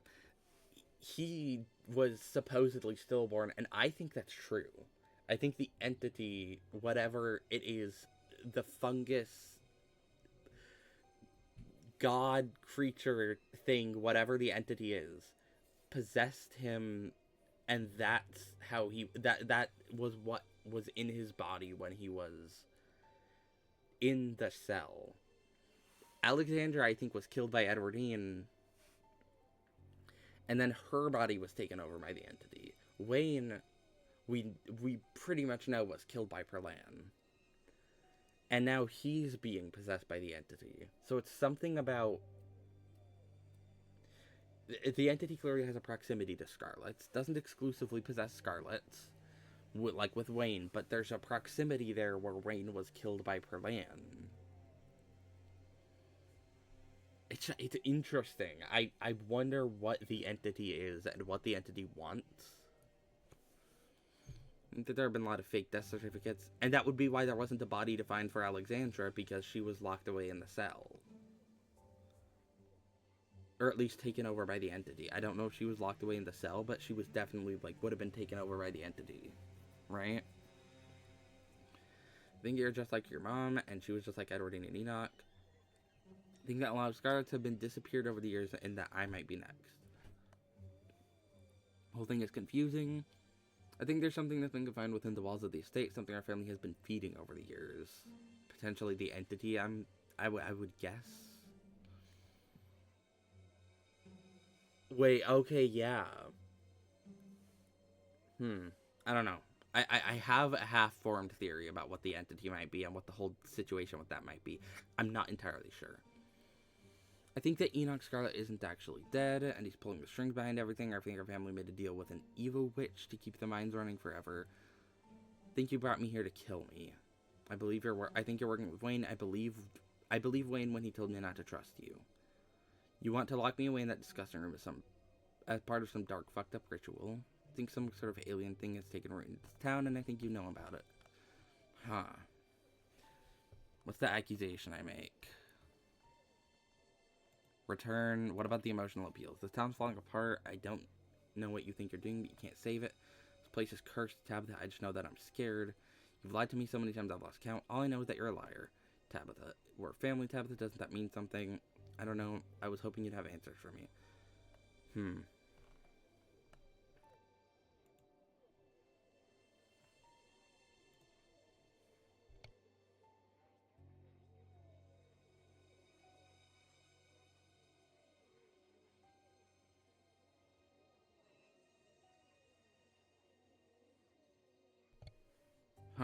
I don't know which one specifically to choose. Because I know this is going to be the last dialogue bit before, like, the ending bit of the scene. The actually getting through to Tabitha. I don't know which one would be good to choose.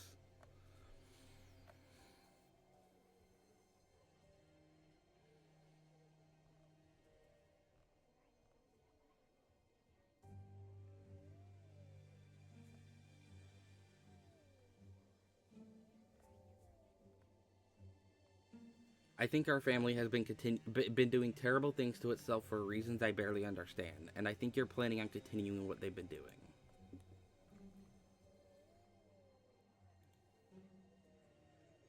Oh wait, hold on, what?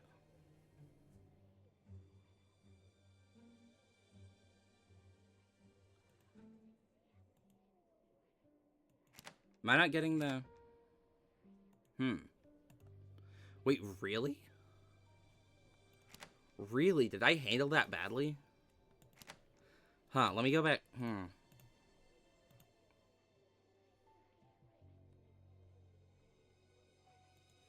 I think I might have not chosen the right dialogue options there. I didn't realize... I thought if you locked in, like, high enough relationship with Tabitha, no matter what, the scene would end in a certain way. I guess I might have chosen wrong options. Or not wrong options, but options that would get you not to have the specific outcome I'm going for here. Wayne seems to think that you're planning on locking me in there. This isn't going... Wait, really? Really? Huh.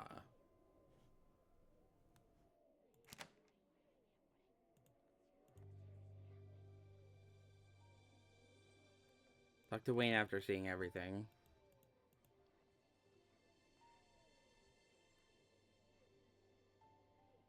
Huh. Really?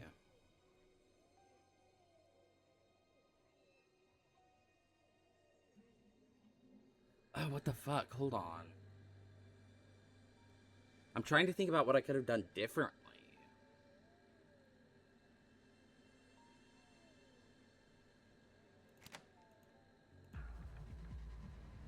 Huh. I could have sworn I got a high enough relationship with her.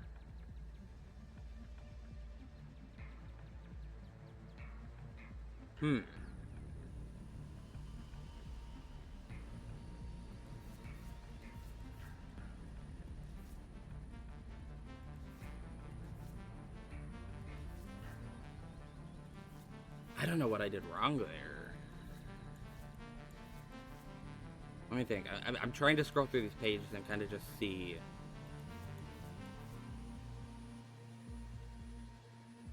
Maybe I have a save at a better point.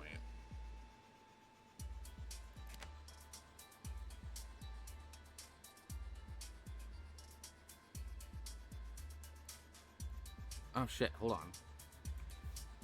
Where... I've got to have a save at a better point at least, so that I can...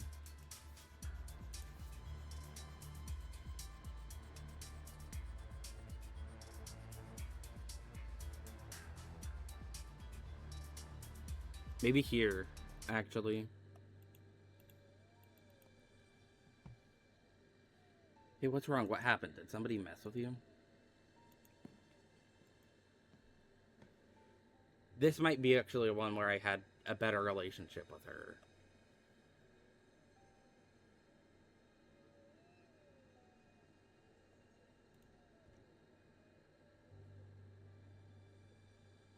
Right, this is one where I talked to Oscar. Okay.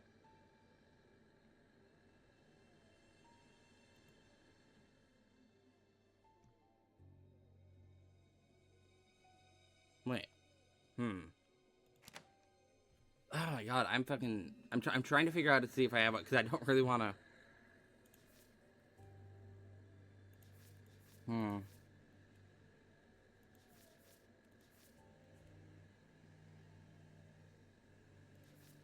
don't really want to have to try and go all the way back through, but I don't know what else.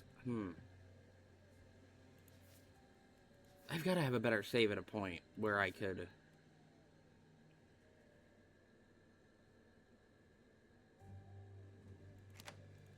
Maybe here. Maybe this one I had a better relationship with her. Or the Cell Tabitha in the Forbidden Wing.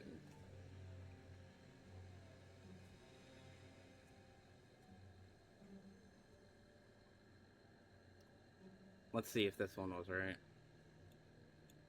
Wayne seems to think you're planning on locking me in there. Isn't going on right. God damn it. Oh, this is kind of breaking up the fucking scene, because...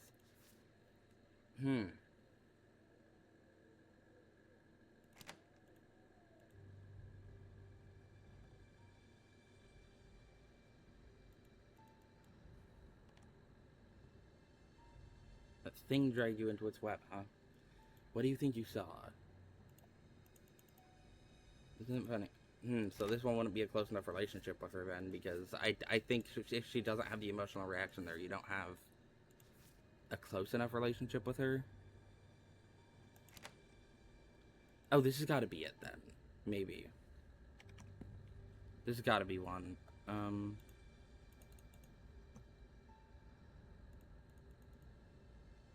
Right, okay.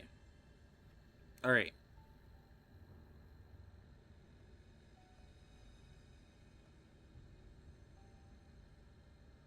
There are a lot more too. Years worth. You slide the cards you took from Edward Dean's room across Tabitha's desk. Keep wanting me to visit? Okay, it's the same dialogue as... Maybe after. Okay, good. So maybe this one is... There's this Cell Tabitha in the Forbidden Wing.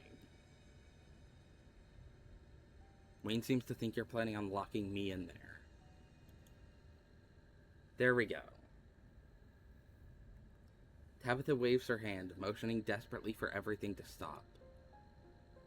Our family has done terrible things, Lilac. Is that what you want me to say? Is that what you want me to admit? Fine, I admit it, but I'm a part of the family that you hate so much. And those terrible things were all done for a reason. There's a legacy. There's a whole economy at stake here. The mines have to keep running. They put food on people's tables, people who otherwise wouldn't get to eat. There are entire generations here who have gotten to lead decent, comfortable lives because the mines keep running. And don't you dare try to tell me how hard the work is. I know how hard it is. But this isn't just the miners we're talking about. It's their wives and their kids. Every single person you've met this week, even the ones who hate me, all of them depend on me keeping the mines running. And the only way they've kept running has been through the suffering of a handful of people, a handful of Scarlets. Tabitha's voice has become gradually quiet, mournful. Isn't it worth that little bit of pain if it keeps the wheels turning? Just for another decade? Or two? Just a little longer. She slides slowly down in her chair, deflating, as if collapsing under some weight. She lets out a long, pained sigh. Fuck. Fuck. Forget about all of this. You need to find the rest of those stone carvings, right? I know where to find more. We'll go together. The last two Scarlets, right? She can't hold it together anymore. The cracks in her facade of icy stoicism have become too much. It breaks completely and the tears finally flow. I guess I didn't realize how tired I was, dealing with all this on my own. Oh my god.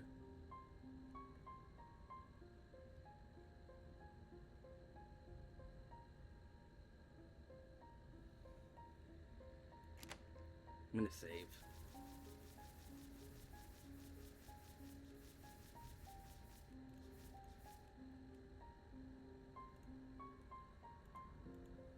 God, this scene is so good.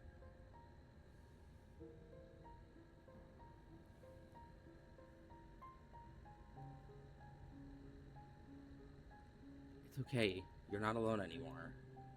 Tabitha glances away, hiding a fresh bout of tears. Stop being all nice. I can't stand it. Come on, we're going. You leave your cousin's office together. Her usual tense posture has melted into furtive exhaustion, the look of a cornered animal at the end of a hunt, ready to strike out and defend herself with all she has. You start towards her car. Right, the police. Fucking bitch. But you don't make it 2 steps before you're met by an unfortunately familiar face. Hey, excuse me, ma'am? What? What do you want? So sorry to bother you, Miss Scarlet, but I was actually here to... well, you see, I'm here on police business regarding Lilac. Could you speed this up, please? I'm here to apprehend the suspect. The suspect. My cousin. My cousin. Officer, I assume you haven't somehow forgotten who I am in the last 2 seconds? No, ma'am. Tabitha Scarlet, owner of the Scarlet Mines. Of course I know who you are, ma'am. Then you must know it wouldn't be a very good idea to test my patience by threatening my last remaining family member with an arrest. Do you know that? Affirmative, ma'am. But I don't serve the Scarlets. I serve this town. And being a Scarlet by blood doesn't protect anyone from the law. Okay, so you're gonna arrest my cousin. Anyway. On what charges, exactly? I'm still investigating the death of Duke Calloway, and your cousin is the prime... so you have no evidence. I have plenty of... The officer's radio crackles to life. Franklin, pick up already. We ain't got all day, boy. Sheriff, I'm actually just in the middle of a conversation with Miss Scarlet, trying to apprehend... Your thug is trying to arrest my cousin on false charges. Everybody quiet. I don't want to hear it. We've got a situation we need you for, Franklin, so get down to the farms pronto. Got ourselves a possible 187 bird. 10-4. How lucky, officer. Because let me tell you, if you laid a single hand on Lilac's head, I would not have rested until I had your badge in my hand and your ass on the curb. It's a shame we're all headed to the same place. I have business up at the farms. Miss Scarlet, this sounds like it might be a very serious situation. I don't think it's wise for any civilians to get involved. Franklin, quit pussyfooting around up there. I don't give a shit if somebody follows along. We need you here ASAP. Fine. What the sheriff says goes, but bring your cousin. We'll finish this later. The officer hurries back to his car, leaving you with your freedom preserved, at least for the time being. I hope me doing that means something to you.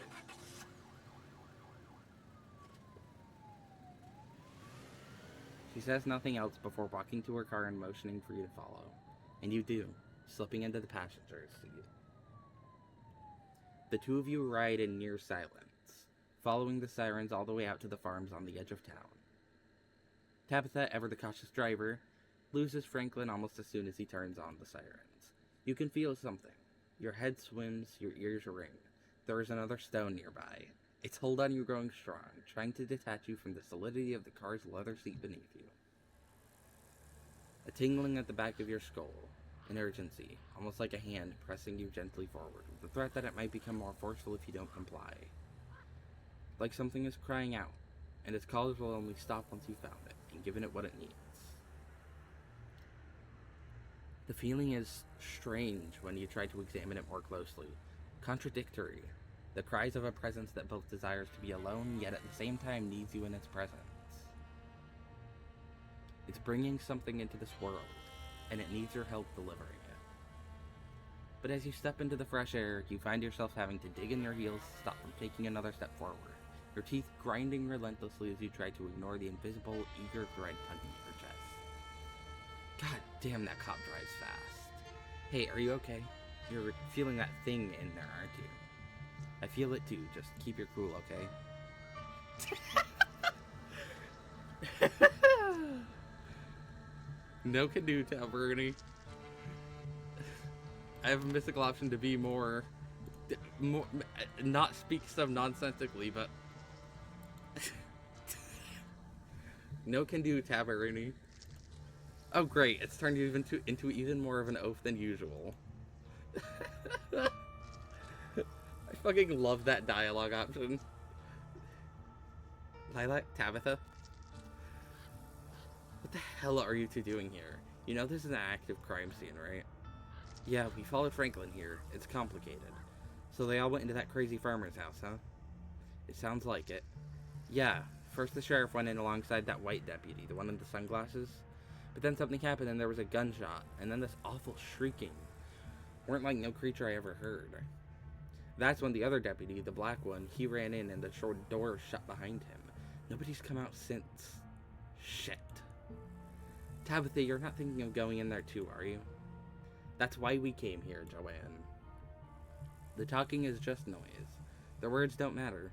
There is a humming in your head, almost like a voice, one you can just barely make out, but you know it will be clearer the closer you get to the step.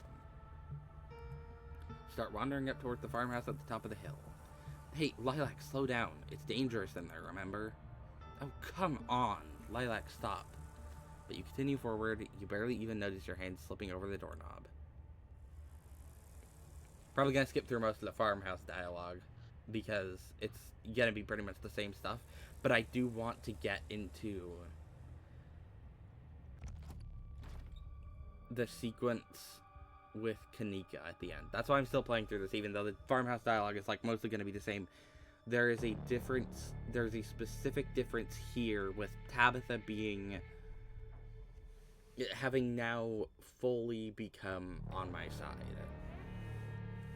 rather than the side of continuing what the Scarlets were doing. There's a specific difference there. Which, Verena? Who the fuck is Verena? Only which I know about is Sybil.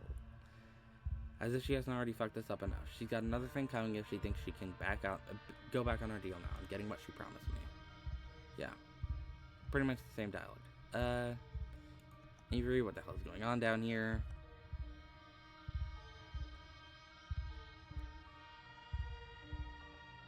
Don't need to threaten anybody. Let's just talk again. What perks did I have here? Mystical and hot. Oh. Right. This was my Kanika romance playthrough. I think. Right? Let me see.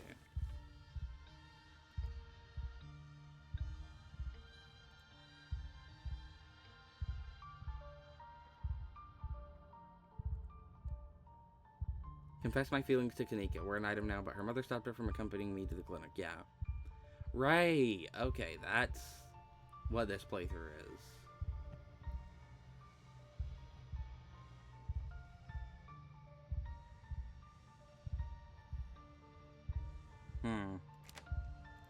Save.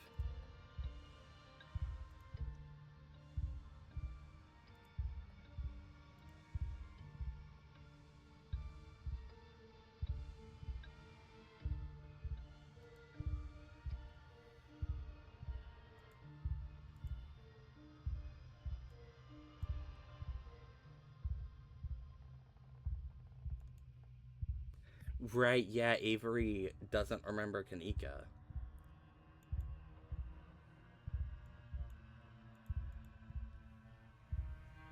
Which does make sense, because they drink her tea, like, some of the most out of everyone in town, I'm pretty sure. What the hell are you all talking about? Person I don't know. You hung out with Kanika 2 days ago. Huh? Where? Yeah, Tabitha even remembers Kanika, which is interesting because her and Kanika aren't particularly close. I mean, they're quite the opposite of close. They're like, Kanika hates Tabitha.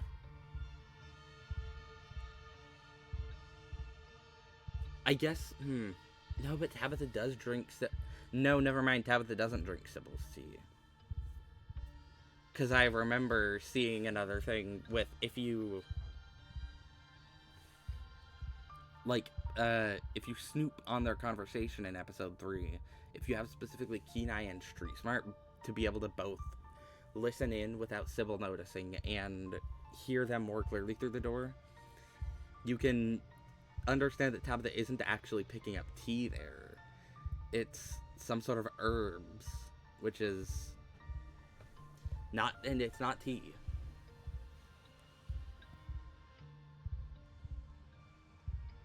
Right, yeah, so she probably doesn't drink Sybil's tea then, even though she lied about saying she did.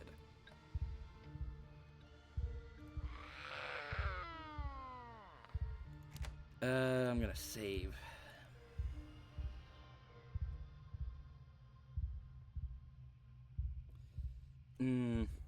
Well, Fuck. I don't know what to do then.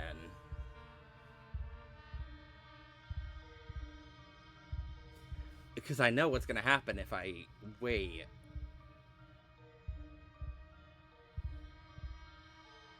You know what? Let's do it.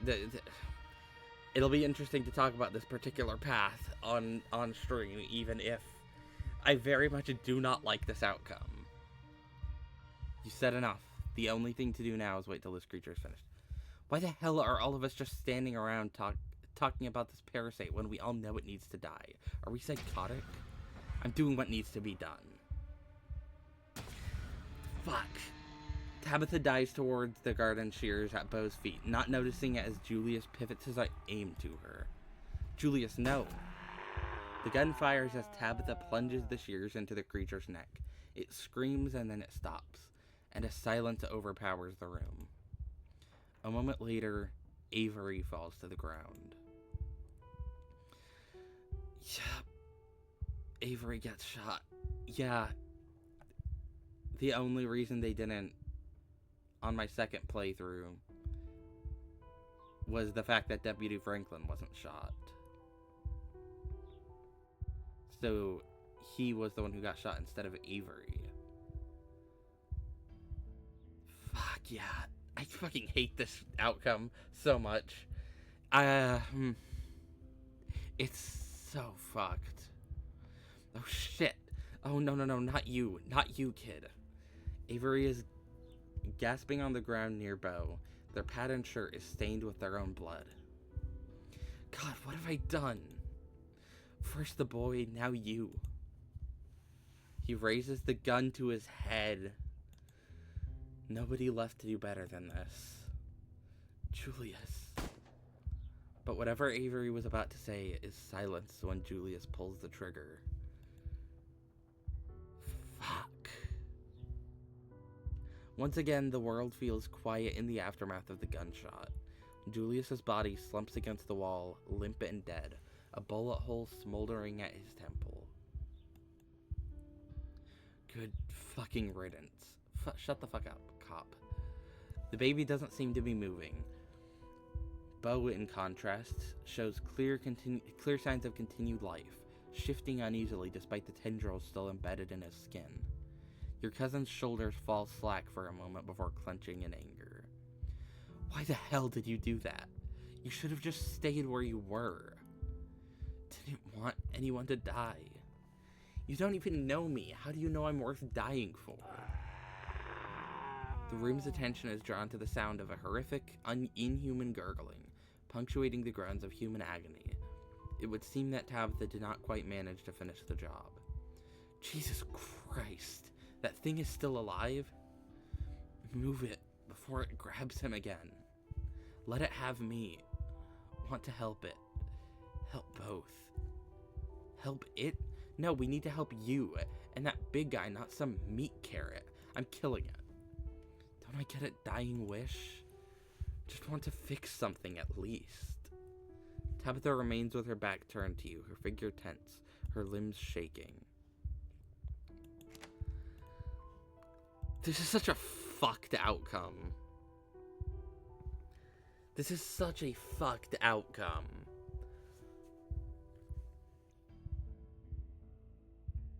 God. I'll move the creature to Avery. It's what they want. You're not seriously going to... But you are. You cross the room, kneeling next to Avery and Beau and the wounded thing. Avery starts unbuttoning their shirt, the movement clearly painful, their face twisting with every undone button.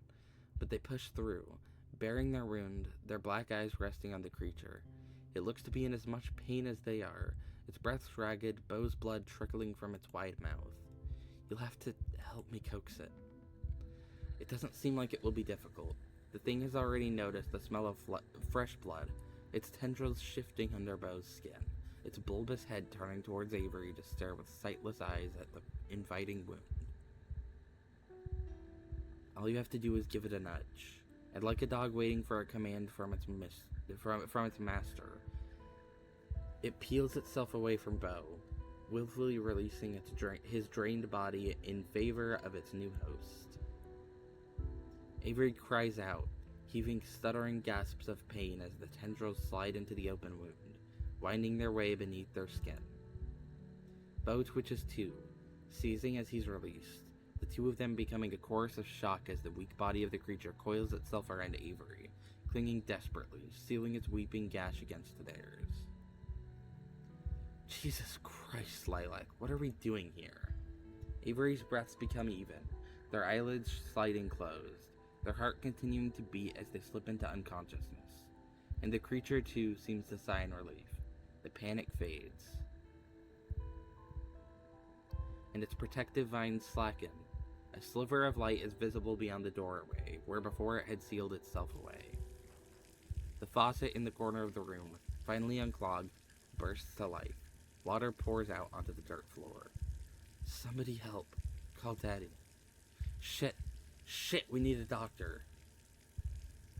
Your hands are wet. The water is spreading, pooling around you, making the floor slippery with mud. Dr. Kelly rushes down the now unblocked stairs, her eyes wide with horror at the scene in the basement. What the hell happened down here? Beau, can you hear me? Uh-huh. Am I getting a checkup? I've been shot as well, ma'am. The diner kid, Avery, too. Need hospital. Looks like shot doesn't begin to describe it. I better make some calls. Everybody stay with me. Joanne, we need to get everyone out of here before it floods. Lilac, let's get moving. What are you talking about? Do none of you see the fucking water? Tabitha, you didn't hit your head down here, did you? No, water. But it is flooding. It's up to your chest now. There's no denying it. Of course you don't see it. You're always wearing those damn sunglasses. Her words are swallowed up as it finally overtakes you.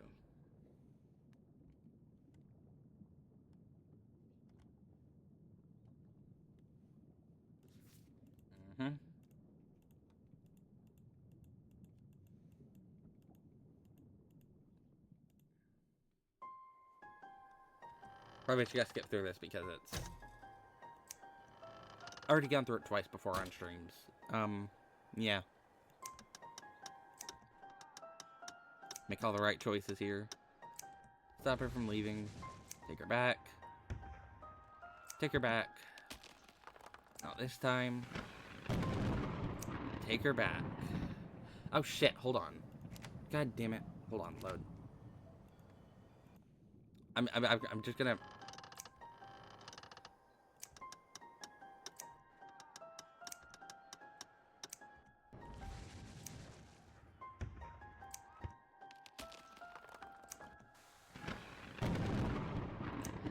I'm not gonna skip the dialogue this time, because this is... And now you're here on the cusp of the end, the final daughter.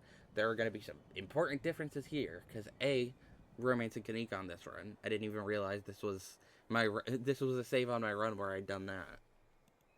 Also, though, there is going to be a specific difference with Tabitha now that she's abandoned holding up the Scarlet Legacy. Lilac, Tabitha? What are you two doing here? Are you real? Yeah, we're real. Are you? I don't know. Probably. I'm glad I get the chance to see you again, Lilac, before I go away. So that means you've made up my mind, yeah. Don't try to talk me out of it. It won't work. You're kidding me. Notice the difference. Before she says, like, you're a good person, Kanika. She doesn't, try to stop her or anything.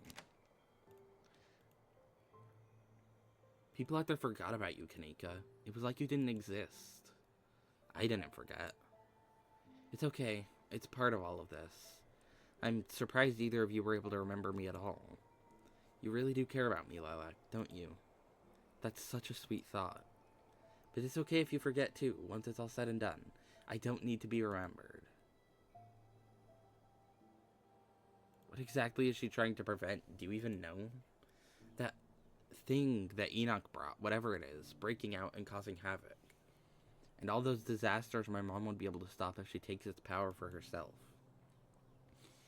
She'd be able to fix the town and make it so people can actually leave again. And you would die for it. It's not dying, but yes, my life is about to actually mean something. How do we know any of that really happened? It happened, Lilac. Which means that if I don't go through with this, I'll know everything my mom would have stopped will be my fault. Could have stopped would be my fault. Will be my fault.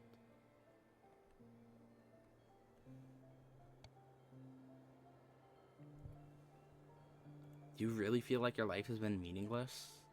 I'm a college dropout working a dead-end job in a dead-end town, lying to myself every day that I'll get out and do something bigger with my life. But I never could, and apparently it was never my fault. Do you know what a relief it was to learn that? Now I have a chance to make sure no one else gets stuck the way I did, or the way Stella did, or even you, Tabitha. This is so much more than most people could do in a lifetime. Saving all these people, it's my purpose in life. Yeah, she made sure of that, didn't she? She made sure I was in the right mindset to be able to accept what had to be done. It's still my choice.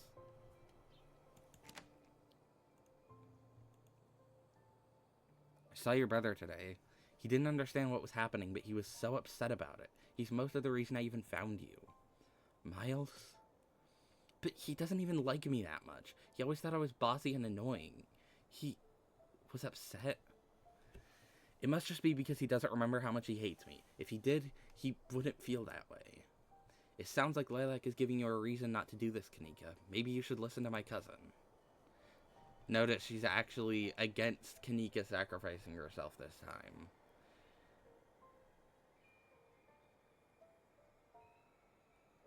You're too important to me, Kanika. I thought you knew that.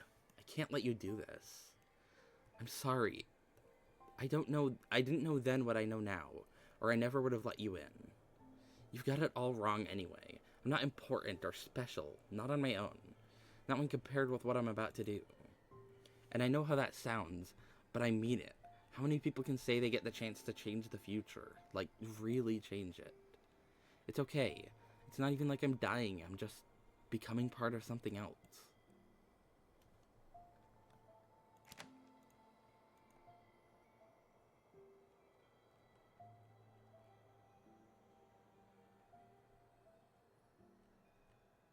Kiss her. You don't waste time on more words. Wait, are you two like a thing? Yeah, Tabitha wouldn't know, yeah. You take Kanika by the shoulders, and before she can say anything to try and stop you, your lips are on hers, pressing them into silence. She tries to say something, some half-hearted protest. But as your tongue slips into her mouth, it turns into a tiny moan. She leans into you. You hold her closer, your arms pressing her body against yours, her skin soft and comforting and warm. You can tell she feels the same. It's as if she's never been held before. A desperation to her touch as her hands creep up to your shoulders, shaking, nervous. She lets you kiss her deeper, seeming to blissfully forget where she is, losing herself in your arms, if only temporarily. It feels like the seconds slow down, as though time itself comes to a stop as you hold each other. Aww. but then she's pulling away back out of your reach. This romantic Kanika does make this scene a lot sadder, but also a lot sweeter if you pick one of the romance options. But also still a lot sadder because, like, even with you two being together, she still feels like her entire life has been meaningless.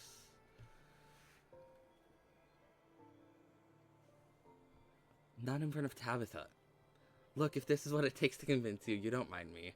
If this is what it takes to convince you, don't mind me. I'm not here. I love Tabitha's reaction to that. No, I can't get distracted. I know what I have to do. I can't let this get in the way. You see tears form in Kanika's eyes. The dream seems to shift around her, wavering. But it already has. You've never been a good liar, Kanika. The world around you can no longer maintain its lie. Quiet, dear. There's no need to let the Scarlets talk you in circles. You already know the right answer, remember? I don't know anymore. I need to think about it. Let me go. I should have known the two of you would be trouble. You and your family have always valued your hold over the town, over the happiness of its residents. How can you look around at the way things are and see anything but misery? Do you know what I see when I look at Scarlet Hollow? I don't care. I see the remains of some long-dead thing.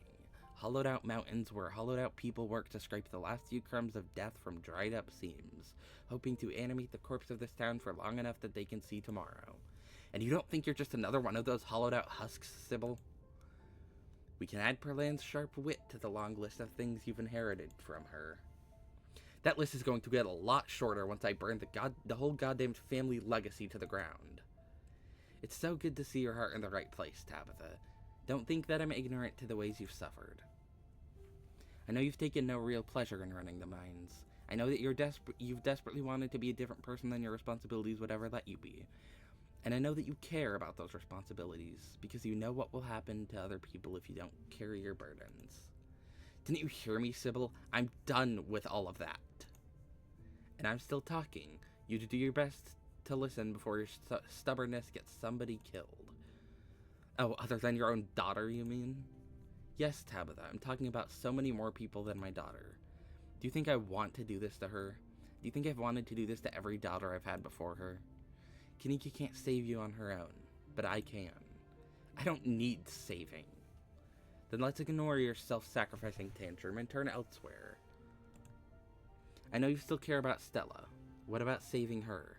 What kind of danger is Stella? What about saving your cousin? Tabitha falls silent. I wish this wasn't how this had to be, but it's the only way any of your stories get a happy ending. A truth unstained by illusion. There is no witchcraft in her words, no trickery, at least none in her heart. But perhaps there remains a narrow path for you to walk.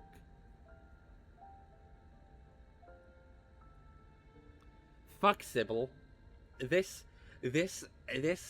fucking path has made me hate her more. She is such an asshole. She is such a manipulative piece of shit.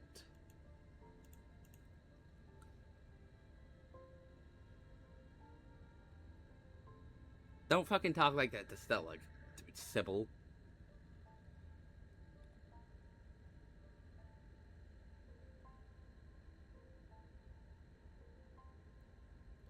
It won't be a happy ending without Kanika. What kind of a happy ending is it if Kanika dies? The kind where everyone else gets to walk away, free from the specter of the past, yourself and Tabitha included. I know you care about her, Lilac. I'm sorry that it has to come to this, but it's the only way. Fuck you.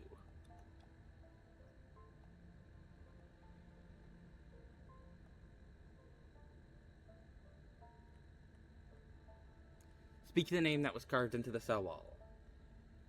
Of course, the scratching on the walls. This was what it was for. Lilac, no, you don't know what you're... You don't have to know how to speak it. The thought of it brings the sound to your lips. The name forcing its way out, yearning to be free from your mind and used as the dagger it is.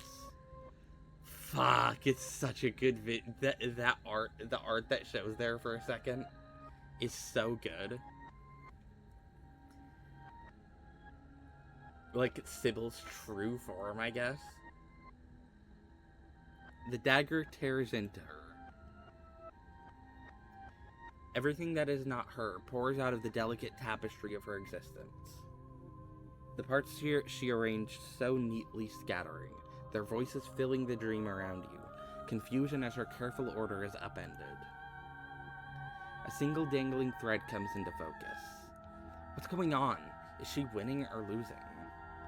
Before another word can slip through her lips, Tabitha's mouth seems to vanish. She silently claws at the smooth skin where it used to be. Jesus Christ, I forgot that happened. Fuck you. Shut up, Sybil.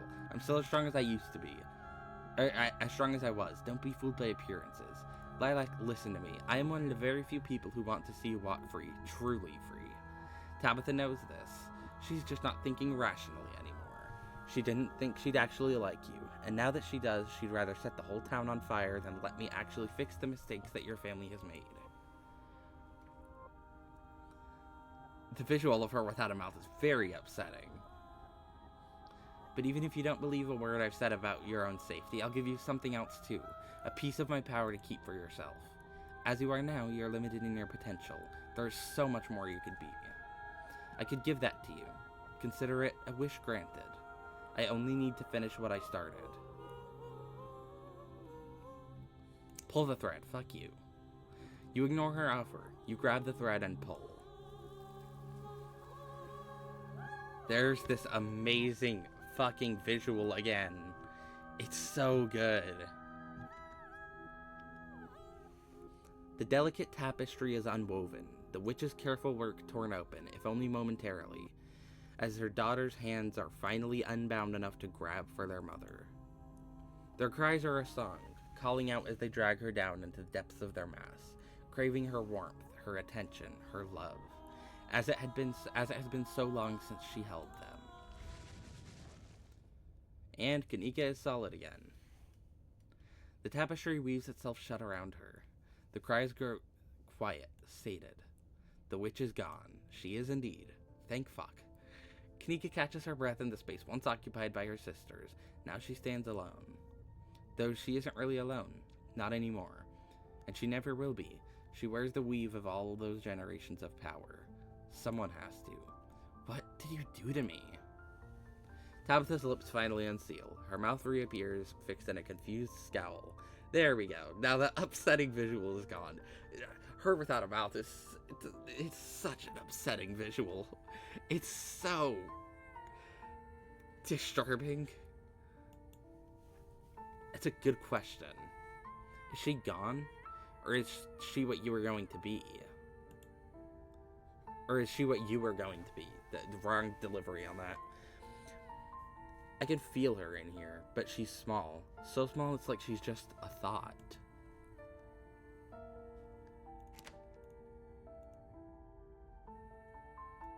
Kanika, was that really you earlier? Or was that her talking through you? No, that was me. I said those things, and I meant them. I really, really believed it. I still do. There are a lot of ways. Forgot about Tabitha. Kanika needs to hold her. Welcome to the Dead Moms Club. Hold on. I'm gonna do one of the romance options. Hold her. I'm not gonna pick that. Forget about Tabitha. Kanika needs to, because I don't want to dismiss Tabitha.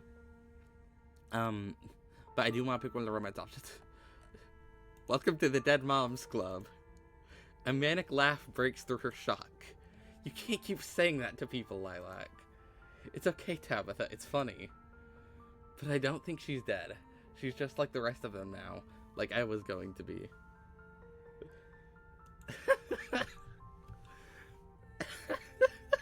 I fucking love the Dead Moms Club joke. It's so good. I did a playthrough where I let Reese eat his mom. And you could say welcome to the Dead Moms Club there.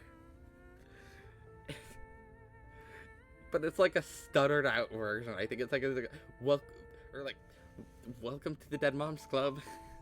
It's fucking this joke, this running joke through the game is so good.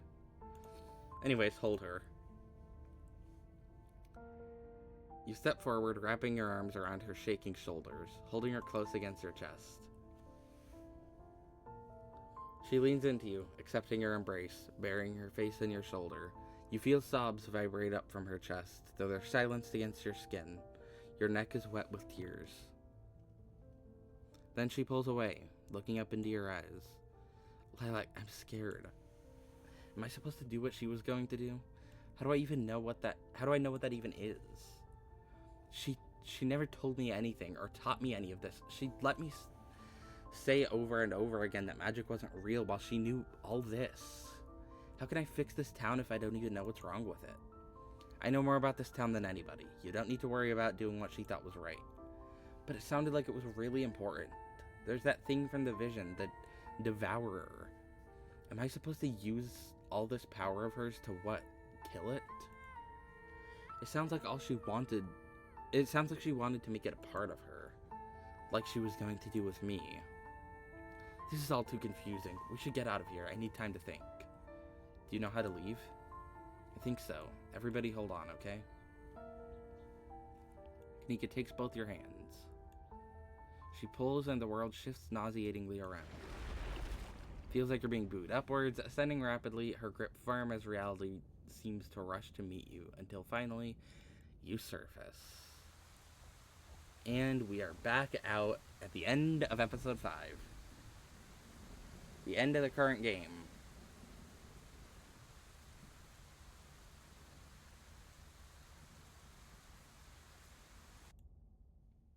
Yep.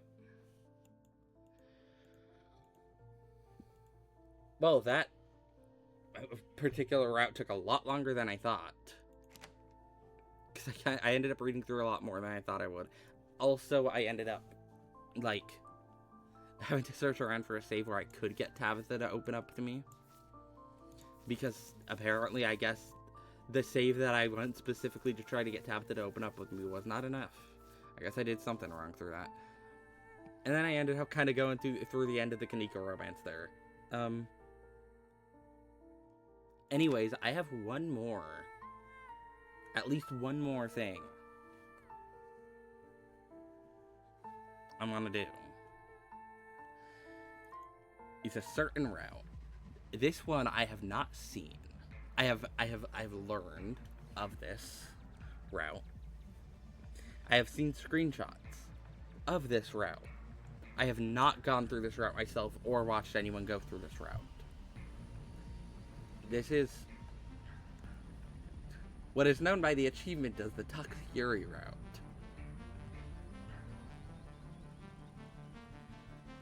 I need to see Tabitha. Maybe there's an explanation for what I've witnessed.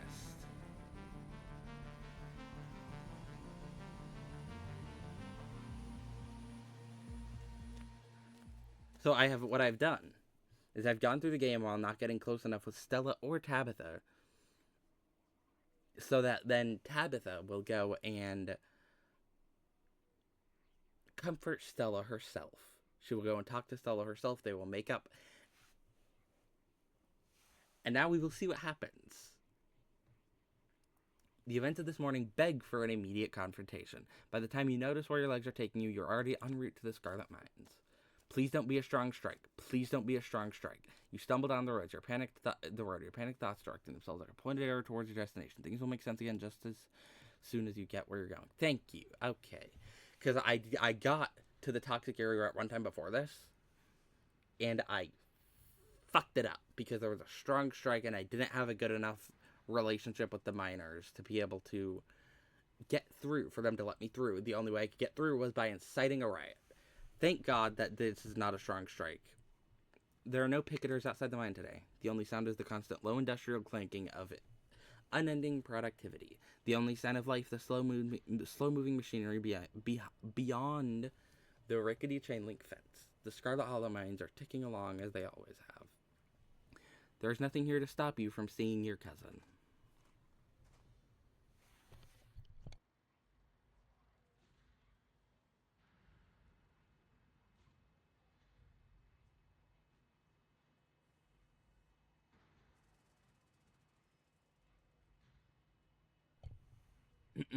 Alright. Here you are. outside of your cousin's office. The only thing left to do is go inside. Knock first. You walk up to Tabitha's trailer and knock on the door. You wait for a moment. What is it now? Come in. Hi, Stella. What perks did I have? Traits. Talk to animals and tree smart. Right, because I wanted to see if Gretchen had anything to say during this. You enter your cousin's office to find her seated at her desk, shotgun in hand, cleaning its mechanisms with focused intent. Let me get to an empty save page, because I have a feeling I'm going to want to save some throughout this interaction. You're more than familiar with this firearm. It was only last night that you saw your cousin use it to deadly effect. But your cousin isn't the only person in her office today. Stella is here too. Wow, hey, it's Lilac. Hello. You're here. Yes, Stella. My cousin is here to bother me at work. It's not exactly a surprise. Don't be weird. What a happy turn of events. These two have been talking about you all morning, and for a lot of last night. Have they now? There's a weird energy in here, an eagerness in their eyes, like circling cats eyeing what they hope might be a particularly stupid mouse. I have a feeling I know what that talking was about. Don't make any sudden moves. Get the hell out of here. Gretchen says you've been talking about me since last night. What's up with that? The dog? Gretchen, you're not supposed to tell. Oh dear, have I done something wrong? I thought we were all friends. I thought that was good. I'm apprehensive. Stella darts across the room, turning the lock on the office door and slamming the bolt shut. Stella, what the hell are you doing? I'm doing the plan we talked about. The plan... Stella, Jesus Christ, it's too early for this. I told you I had everything sorted out. There was a timeline. Come on, Tabitha, your version of having things sorted out was so convoluted. You gotta learn to seize the moment. Holy fuck. And in this moment, Lilac is right here, alone. And you said we needed Lilac, alone. So this is perfect. We're just gonna have a talk, okay? So go ahead and sit down, and we can sort everything out. Yeah, Stella, just a talk. If I don't like this talk, then what? Tabitha's going to shoot me? Great way to start a conversation. Did you just lock me in here, Stella? I know Tabitha's important to you. Sounds like a dungeon in the estate. I think she knows about the dungeon already.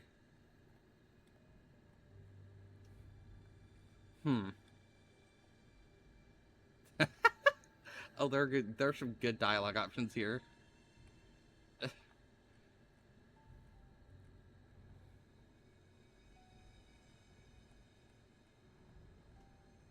Stella, I know Tabitha is important to you, but I found some sort of dungeon in the estate. She already knows. Dungeon, oh for Christ's sake, you've been in the Forbidden Wing, haven't you? See, Tabby, I was right. Clearly now is the perfect time to let Lilac in on things. She's already figured some of it out, and now we can fill in the blanks. Yeah, now we can fill in the blanks, yeah. Tabitha struggles for a moment, choking down her obvious anger. But finally, she swallows it, her face settling back into stony focus. Oh, Tabitha is manipulating her hard right now. Yes, okay. Let's do it. Let's fill in the blanks. Have a seat. I'm saving it like every dialogue line because...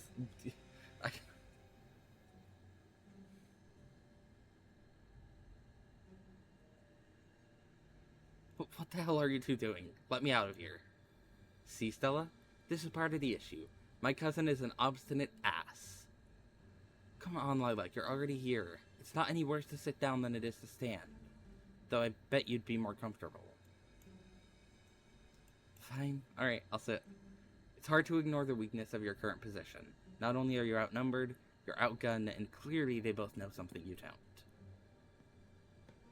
You sit, even if you don't grace your host with a verbal acknowledgement. Behind you, Stella drags another chair towards the door, propping it under the handle.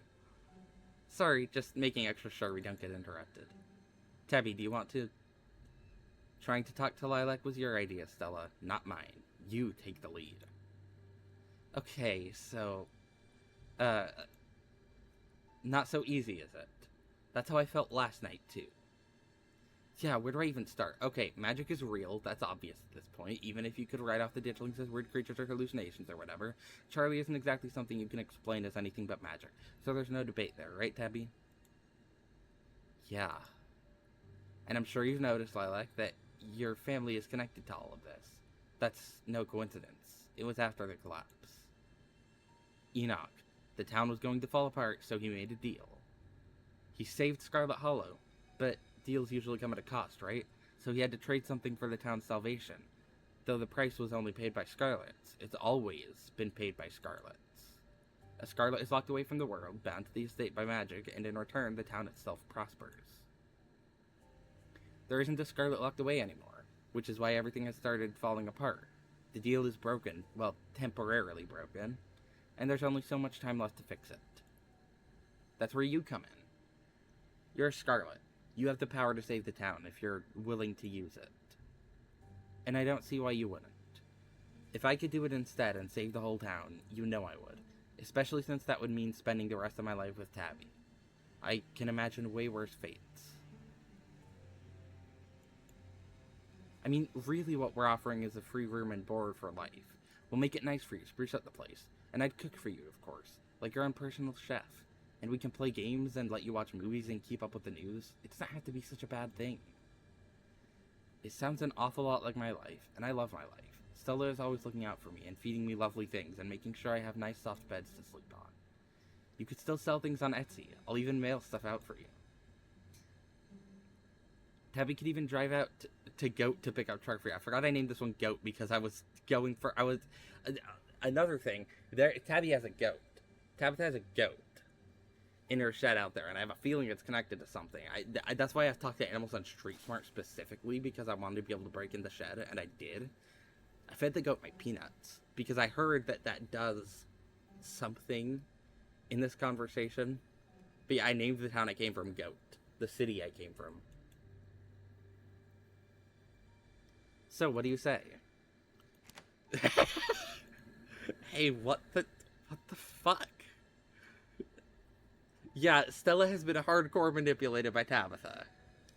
Stella has been hardcore manipulated by Tabitha here. This is some serious fucking manipulation Tabitha did with her to get her to be okay with this.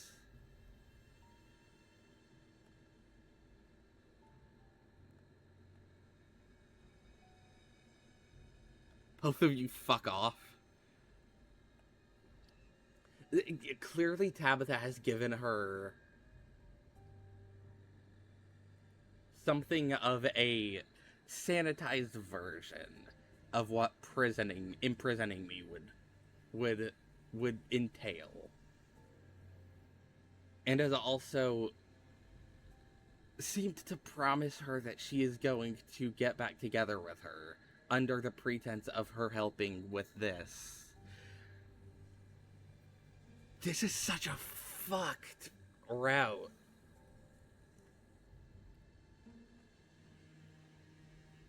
Okay, I'll do it just immediately.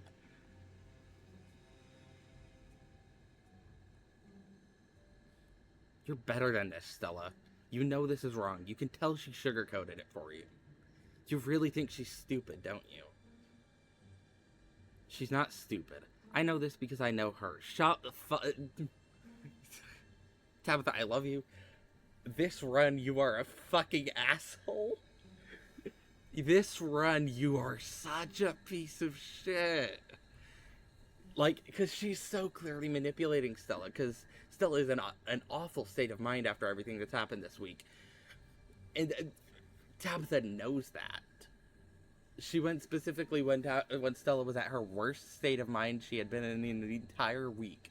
Presented this plan to her with the promise of getting back together with her. A sanitized version of this plan, might I add. And is getting her to help out with this. God damn, wow. This is fucked up. That's what she's doing now. She knows I've been honest with her and this is what needs to be done. Isn't that right? Yeah, it is. I'm sorry, I know this must feel like such a horrible thing to ask of you, but I care so much about this town. Everyone I know is here, my whole life. I'm sure if someone asked this of you to protect your city, including everyone in it, you would see why I feel this way. Stella, how do you know Tabitha has told you everything there is to know about this? I don't think you understand how well I know Tabby.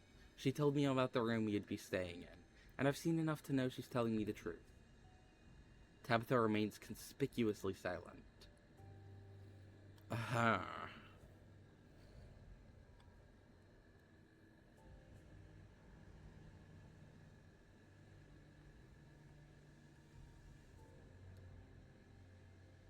Tabitha, why can't you volunteer? Why does it have to be me? The deal doesn't mean the mines run themselves, Lilac. This is how it works. One Scarlet to run the mines and one to shoulder the other burden. Neither of us is getting out of this with our freedom intact. Know that. What if I say no? Do you let me walk out? I don't think you should say no. Not because we'll do anything, that's not a threat, just because I don't think there are really any other options for you. Yeah, if you try to leave town, you're not going to get far. Trust me. I do know that. The ditchlings are going to fuck me up. Again, not a threat, just reality. Either you do it and the town recovers, or you don't, and the town keeps getting worse, all while we're stuck here. It's not like there are other good options here.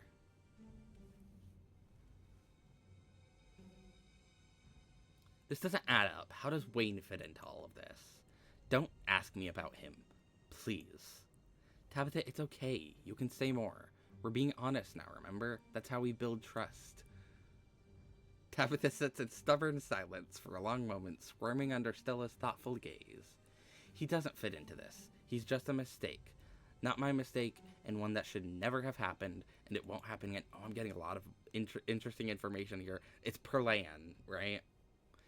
And Perlan killed Wayne, and whatever the entity is possessed his body.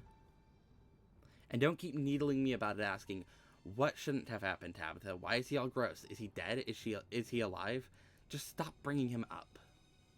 I know we're supposed to be all open and chatty or whatever, but it's painful for me. I liked him. It's okay. You have me now. And that's better. Even if everything else is worse, that's better. Sure.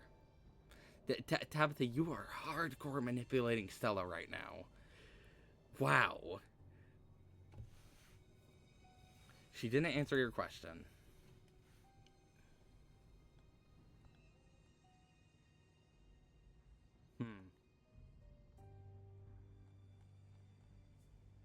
What does the witch have to do with all of this? Wayne told me to find the witch. A witch? I guess I shouldn't be surprised, since magic is real. I guess witches must be too. It doesn't matter if witches and wizards are real, or if they all go to some magic high school with centaurs or whatever. None of that is relevant to us, and more importantly, you should not trust a word that comes out of that thing's mouth. I feel like it goes without saying. The rotten thing is stalking you. The rotten thing stalking you is not the most trustworthy source of information. I mean, we could go looking anyway, just in case. Tabitha, you know who the witch is. I know from other playthroughs I've done, you know who the witch is perfectly well. Stella, this is not stuff from your YouTubes. This is real life, and we have a job to do. No more looking for clues. I have all the clues you could want. Or giving her a watered-down version of the actual plan with the promise of getting back together with her while she's at her worst place mentally she has been in a long time. Yeah, that's what you have. Jesus, wow, she is really going hard on manipulating Stella.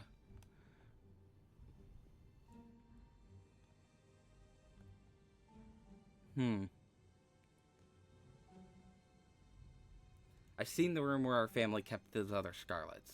It's not exactly a luxury suite. That's where I come in. You can do a lot with a small space these days. You know, tiny living, it's a trend now. See, it's trendy. We're going to do better than Tabitha's older relatives ever could. This isn't some kind of divine punishment. We care about you. We want you to be happy.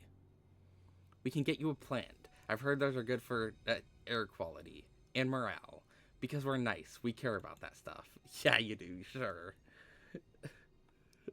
Tabitha just, like, Stella actually going along with trying to be nice with this plan, and Tabitha just going along with that. And maybe we can move you to a bigger room eventually, once we've done some work on the place. But we can only do work on it if it stays standing. And it only stays standing if, you know, you do this.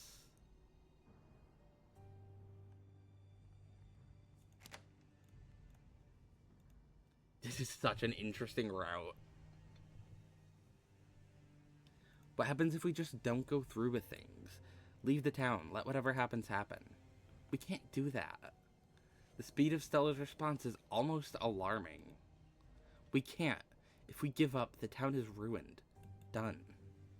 Yep, goodbye Scarlet Mines, goodbye Scarlet Hollow. No job means no one can stay.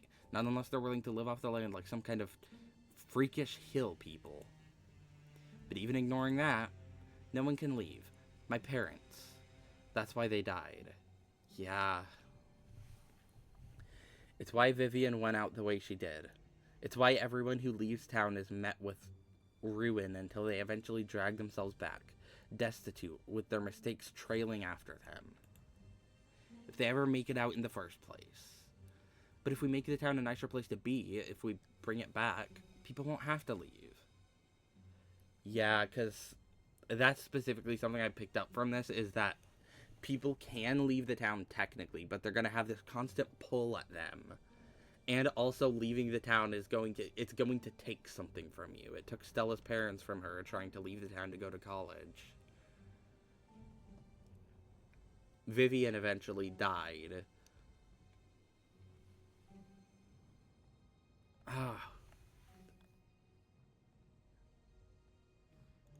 God, the lore of this game is really interesting. Save again. You could just say, okay, I'll do it.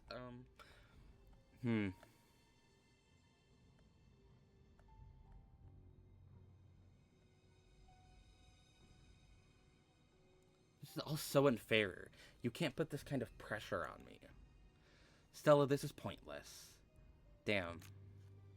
Since we're all being honest here, I'll go ahead and let you know that I've tipped a line to the police. There's a button here behind the desk. I think we're done talking. So let's sit here in polite silence for a bit. I'm sure it won't take long for them to get here. It's not like they ever have much going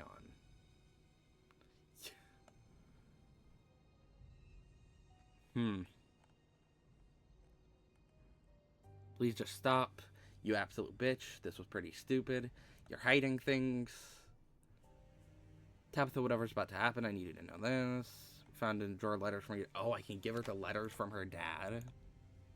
I assume the cops work for you. What would have happened if I'd said yes? The mines aren't worth this. Tabitha's town isn't worth this.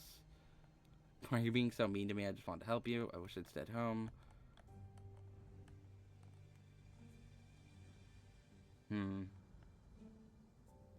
Tabitha, whatever's about to happen, I need you to know this. I found these in a drawer. Letters from your dad. They were being hidden from you. What? You lay the cards in front of her. Stella leans forward, peeking over her shoulder as she reads the handwritten notes next to the kitschy pictures of cats and birthday cake. I thought you said he was a deadbeat. He is a deadbeat. This doesn't change anything. So what? He sends me some stupid birthday card every year? He's still gone. I was still alone in that house with all of those years with her. What exactly were you hoping to achieve with this, Lilac? What, were you hoping I'd abandon everything my family has built and rush off to the coast to find some relative I haven't known since I was 5? I don't care about this man who never once came to rescue me, even though he knew exactly what I was living through. Tabby. Silence falls over the room. Tabitha is breathing hard, trying to pull herself back together. Hey, it's okay. How about we send him something after all this is done, okay? Maybe it's worth getting in touch. I can't think about this right now. I have bigger problems, but at least one of those problems is about to be dealt with. Yeah. A knock at the door interrupts her conversation. Miss Scarlet, permission to enter? Stella, the door. Right, sorry. Estella carefully, quietly removes the chair from in front of the door. Tabitha motions for you to stand. Isn't that the mayor's goon? At Tabitha's beck and call? But that would mean he's at our beck and call. Well, if it isn't Lilac, I assume your cousin has been a problem, and that's why you called me up here. Isn't that right, Miss Scarlet? Exactly, officer. A big problem. Seems Lilac has been making a habit of that lately, to the point where I was already out looking for you. I'll be taking you in for questioning. I'm still investigating the gas leak that shut down the library the other day, and your cousin is the prime suspect.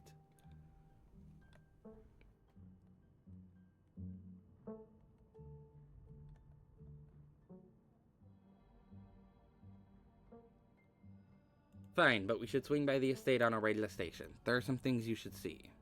You are not the owner of that property, therefore you can't give me permission to enter without a warrant. As the owner of said property, I don't give you permission. There, you have it. There you have it. I am not the kind of man to go breaking into people's houses, so how about we skip the detour and just take you straight back to the station? Alright. I want to see other ways you can handle that scene. Because, yeah, this is just going to go into the farmhouse stuff. This is just all good. Oh, shit. Fuck. Just a second. Hold on. There we go. Fuck. What the fuck is... God damn it. Hold on. Monitor was... It went black for a second. Let me see.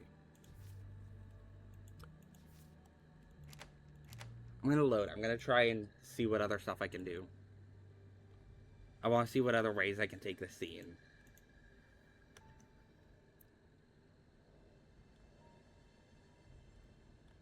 Okay, try and get the hell out of here. You don't waste another second. You turn quickly and head right back out the door, slamming it hard behind you in your mad dash to get away. You keep running despite Stella crying out after you. You don't need to hear it. You make it all the way back down the hill before finally stopping, panting, trying to think of where you can possibly go next. Okay, so that just sends me to another possible place I can go. I was wondering if Stella would just like rush to exit, to like hurry and lock the door before I could get to the door. But no, I guess that just actually removes me from the scene.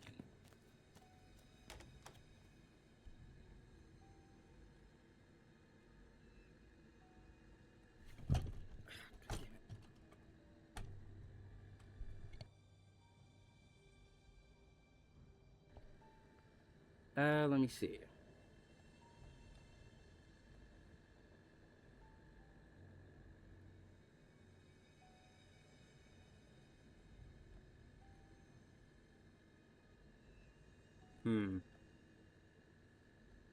Stella, do you realize how scary you're being right now? Scary? But I'm not. I'm just Stella, you know me. I guess I get how locking the door can make you uncomfortable. But it's really about making sure nobody comes in. It's not like I'm cornering you. Though I also do want you to stay and hear us out. Because we're all friends here, and friends talk things out. Right, Tabby? God damn it, we're really doing this, aren't we? Okay, sit down.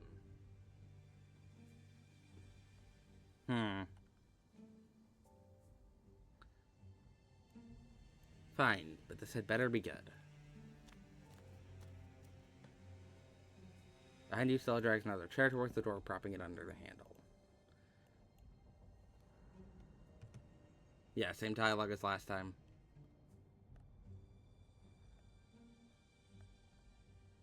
Same dialogue as going through the scene. The first time. What if I just immediately accept? Okay, I'll do it. Huh? Really? See, Tabitha, I knew I could get through to her. We just had to talk it out. So now what? I didn't plan for this. Things won't be ready until after the funeral. The sound of a distant police siren. It's coming closer, its wail getting louder. Shit, why now? Why now? Oh god, do they know? It's okay, there's no way they know. Everything is fine. The hard part is over. We'll just come up with some excuse to get the cops off our backs. Then we can all go back to the estate and figure it out from here. The siren stops. There's a sound of shutting car door, footsteps on gravel, then a knock. It feels loud in the cramped space of Tabitha's office. I'm gonna let him in, and we'll all act natural, okay? Stella moves the chair from in front of the door, as carefully and silently as possible. Hi there, Deputy. Nice weather out there, huh? Is that the mayor's goon at Tabitha's beck and call? Yeah. Miss Richmond, Miss Scarlet, I am sorry to be a bother. You better make this quick. It took Tabitha no time at all to pull the mask back up, hunching her shoulders, scowling, clearly communicating how much this interruption is ruining her day. I'm sorry to say it, but I'm afraid I'll have to take your cousin here in for questioning, ma'am. Questioning? What? Right now? Why? I'm still investigating the gas leak that shut down the library the other day, and your cousin is the prime, so you have no evidence. I have plenty of...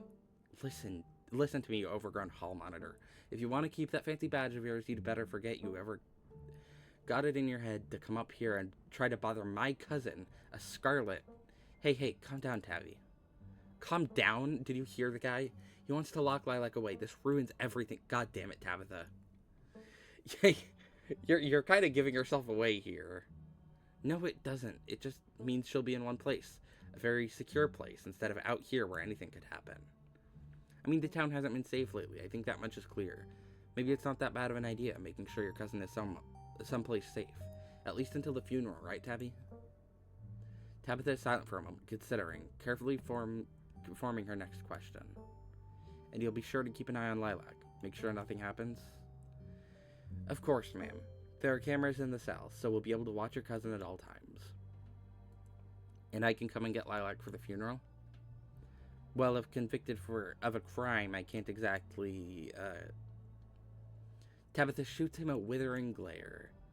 Never mind, ma'am. I'm sure an exception can be made for an important family event. Okay, go ahead.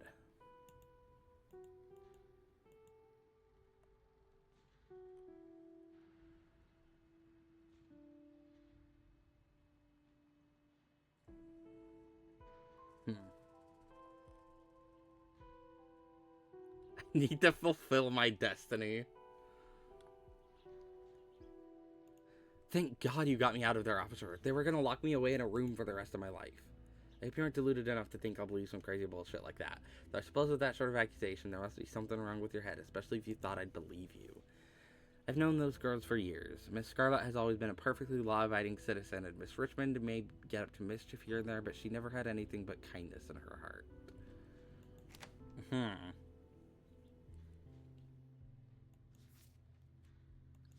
Okay, there was one more thing I was interested about. So I guess I couldn't bring up the goat there. What I wanted to try... Ah, fuck. Which one was it?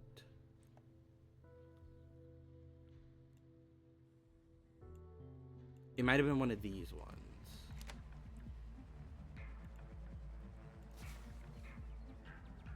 Because there was one where I did not do the Toxicuri route. And I did give the goat the peanuts, while also getting close to Tabitha, because I have heard that if you give the goat the peanuts and bring it up in the confrontation, it severely fucks things up. I don't know how, because I managed to stay spoiler free on that, but it severely changes things. Let me see. Is it the diner? Was it the church? Ah, did I not have it on this one? Is it not this one? Yeah, it's not this one. Huh. I'm trying to think of which one it would be, because I know I have a save where I got, like, before the confrontation. And I had it. This is one where I kissed Wayne. Oh yeah, these were the ones from earlier this stream, right? Yeah. These were the ones from earlier this stream. Okay.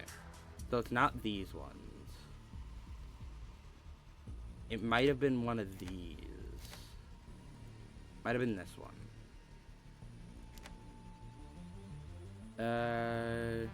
Check my important major decisions. It was a goat and it ate my peanuts. Okay. Tabitha deserves a chance to explain herself. I need to see Tabitha. Strike. Please let me through. Actually, I can just use the empty slot here. You should let me go and have a chat with her. I think we'll have a lot to talk about. Well, I like the sound of that. Give her hell, please, if you don't mind. Alright, folks, we're letting this one through. Make way. The picketing miners step aside, clearing a path for you to enter. You start up the hill unimpeded on your way to your cousin's office. Oh, wait, what? Hold on. I didn't see your chats. Franklin accidentally saved you from being locked up because he was suspicious of you. Wait, did you get the achievement? You should finish the scene until you get arrested in the cop car for toxic urine. Oh, okay. Well, I could do that, like, after stream or something. Yeah, I could, actually, I could save right here and go back and do that. Hold on. Fuck, how far away was that? Where's my furthest save into this? Yeah. I didn't realize you need to get to that far to get the achievement. I assumed I just got the achievement and didn't notice.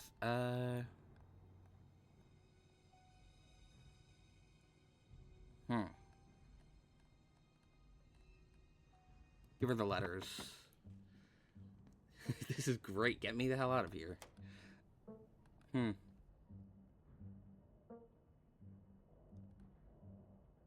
it, you just believe them? No questions asked? Of course he believes us. We're upstanding citizens, and you're just my freakish cousin who keeps getting into trouble. Yep, that's the tall and short of it.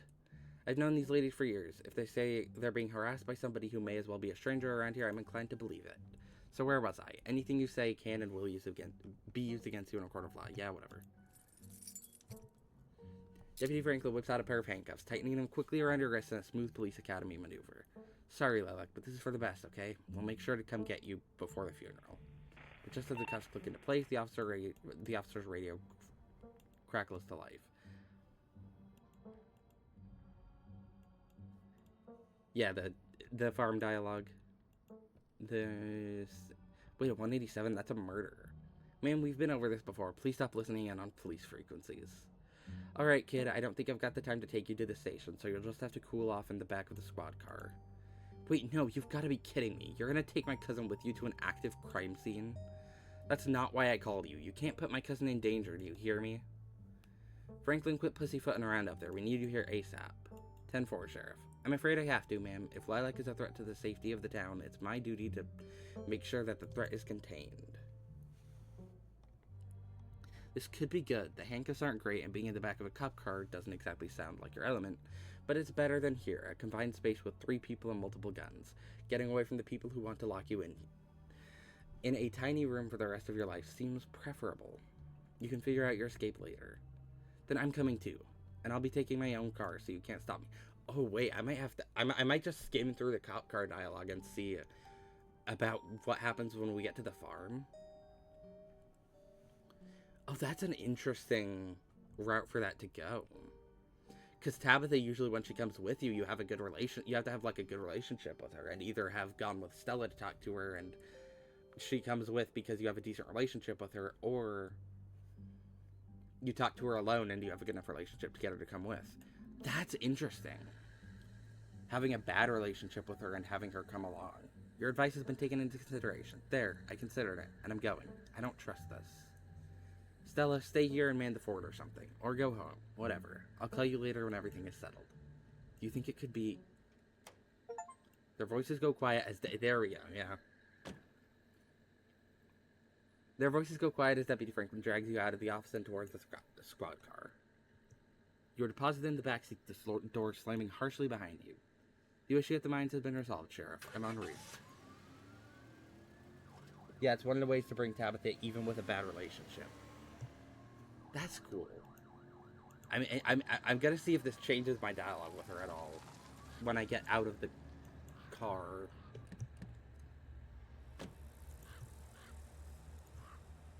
Yeah, skim through the dialogue. Oh.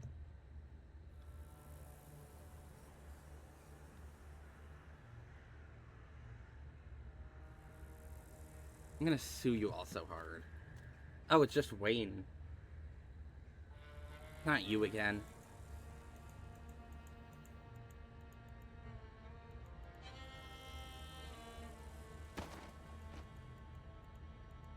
What the hell just happened? Was that Wayne? But you don't have time to respond to your cousin. Today's offense has already begun. Okay, so it's not that much different. It's more just like you don't get the Tabitha dialogue outside of the farm. Christ. Okay. Yeah, it's pretty much the same. Have they have any interesting dialogue in here? No, it's the same. I'm pretty sure. Okay.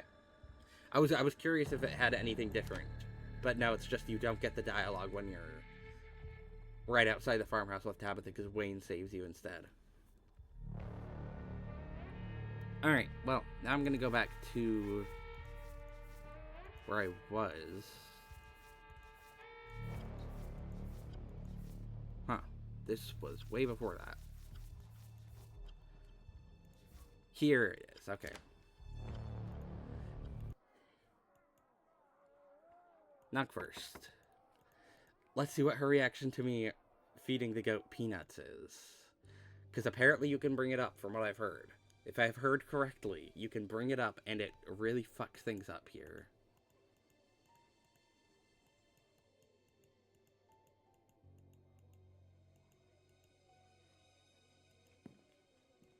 How good of a relationship did I have with her here? I do not remember.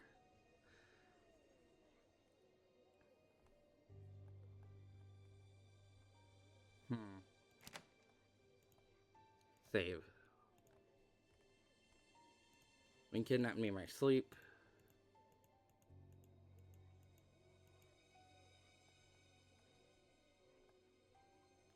What are you gonna do with that goat in the greenhouse? Oh.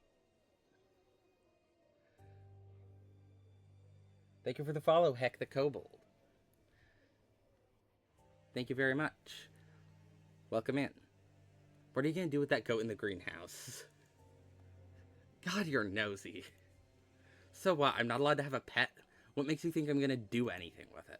The only thing I have planned for the goat is getting it to finally clear out the damn garden. A goat is a lot cheaper than a landscaper. It's on a special diet for the time being. Vet's orders. So don't giving it anything weird, okay? I don't want it dying on me. Let's see what she...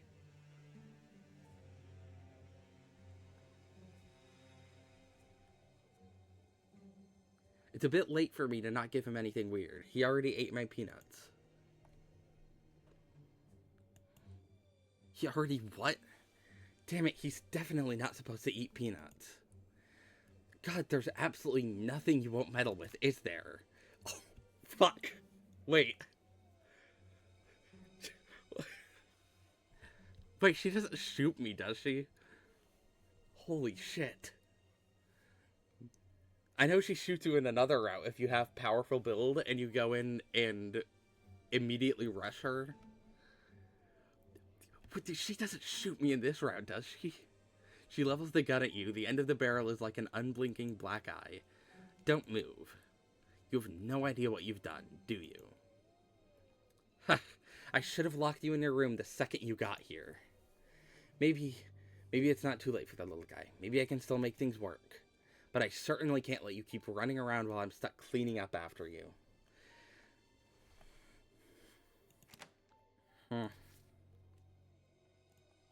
Save.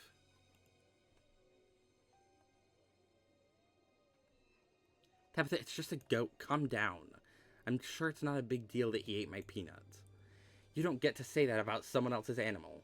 You don't know his dietary needs. A police siren cuts through your thoughts, interrupting any arguments you may have been forming. And that would be the police. Perlane had a switch installed in the desk ages ago. I'd never used it before myself, but what can I say? I was feeling threatened. You've crossed the line, Lilac. Interesting, so that just immediately pushes you towards the worst... like, the worst version of the confrontation. Which makes sense, because clearly the goat is something that she needs for the... to lock me in the room. Something for, like, whatever ritual she's going to use to bind me to the room in the estate.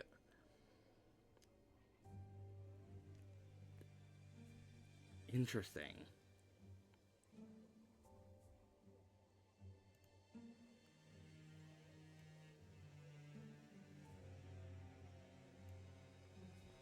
Oh, that's a... I wonder if you have, like, the absolute best relationship with her, if it still pushes you to this point. I'm guessing it does. That seems like a pretty definitive choice that pushes you over the edge into you cannot have a good relationship with her if you tell her this. Immediate lose button, yeah.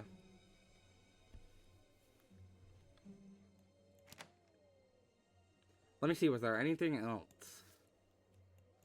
Did I have anything else that I had that I wanted to, any other routes I wanted to play on this specific stream, at least, that I have prepared specifically for this? This ended up being a lot longer than I thought. I was kind of worried that I wouldn't have enough content to fill up a stream, but there was a, like, first of all, there was, the first route took a lot longer than I thought it would. Which is nice. That was a lot longer of a route than I thought, and I wanted to, like, specifically show, like, also how different the interaction with Tabitha at the farms is, or not at the farms,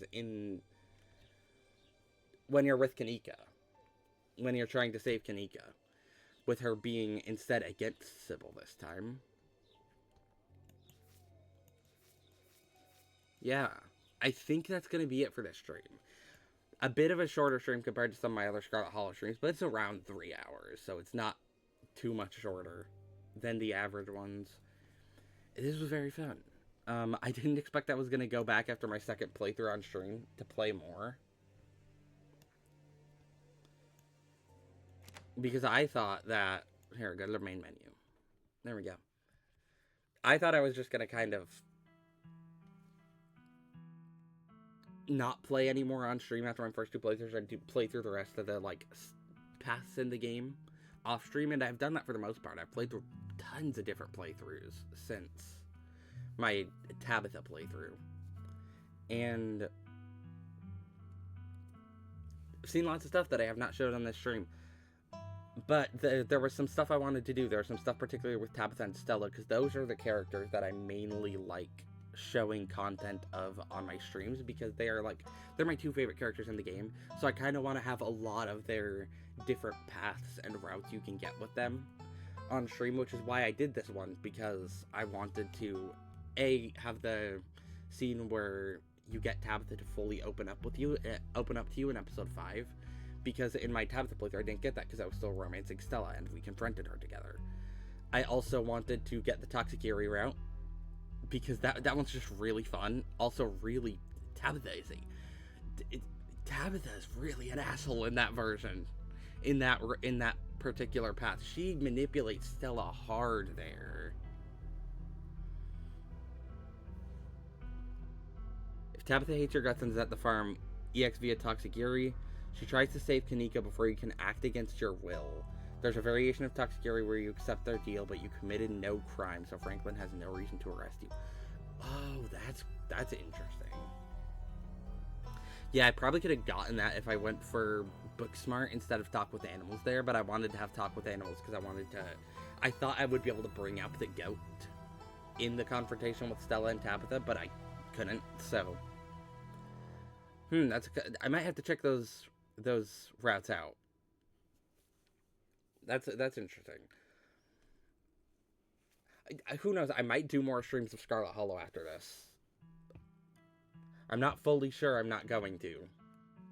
Because I said at the end of my first playthrough, like, okay, well, this is probably going to be the only playthrough I do on stream. Then I said at the end of my second playthrough, this is for sure going to be the last playthrough I do on stream. And then I'm back here today, so who fucking knows? This game is so good. It has so much in terms of content, and it's not even fully out yet. This game has, like, very much, like, over the past couple months since I found the game, since I started playing the game around when episode 5 came out, this game has very quickly become one of my favorite games that I've played. The world is so interesting. The game and the characters are so well written. The story is really intriguing. And there's just so much content. Like, there's so much in terms of paths that you can take. It's really good. Well, there's not much in the route I mentioned because it's one of the early endings you can get, like getting shot. Oh, that's cool. Yeah, the branching for the characters gives them a lot of dimensions. Yeah, because I could definitely see how, like, for example, for Stella, I could see how many, like, how there's so many different opinions about her depending on what people's initial playthroughs were. If their first playthrough was like mine, where you romance Stella and get really close with her through the length of the game, you really like Stella. She is, I mean, she's still my favorite character in the game. Like, by a long shot. Tabitha is my second favorite, but she doesn't come close to Stella for me. I don't know. Something about Stella's character is just, I really like her as a character. But if you, like, play around, if you get Toxicity on your first playthrough, you're not going to walk away from that playthrough liking Stella very much. Maybe you'll do a second playthrough where you get closer to Stella and learn more about her, and she doesn't turn on you like that, but if that's your first playthrough, you're not going to come out with a very good view of Stella. Though I will say, I think the hate for Stella is a bit too intense on certain parts in certain parts of the fandom. I have seen some weirdly intense hate for Stella now that I've been interacting like more with the Scarlet Hollow like fan base online. There is some weirdly intense hate for Stella since episode 5 came out. That is, I feel, unjustified even with the Toxicity route. Because in that route, like, yes, Stella isn't completely faultless there. Because she still chose to do that, but also, you gotta understand the mental state she is in, and you have to understand that Tabitha presumably gave her a very sanitized version of that, and is, like, manipulating her hard with, like, I'll get back together with you if you help me with this. There is some weirdly intense Stella hate online. Never heard of it before. I had to check it out sometime. Yes, if you have any interest in games like Scarlet Hollow, 100%. If you have any interest, this game is amazing. But yeah, there's some weirdly intense Stella hate online that I do not particularly care for. Like, I get being disappointed with her, and especially if the Toxicity route was the first one you got. But the level of hate for her is, in certain parts of the fan base, is a bit unjustified, in my opinion. Because it's 100% within her character. It's in character for her on that specific path to turn against you there. Anyways, yeah, this was this Scarlet Hollow stream. This was a lot of fun. This game's a lot of fun in general. Maybe I'll be back for another stream. Maybe I won't. Who knows? Let me think. Thanks to anyone who came into this stream. It's been a very fun time. Going through some different routes that I haven't done on stream. Some that I had seen before, like Tabitha opening up to you. Some that I hadn't seen before, like Toxicity. All very fun.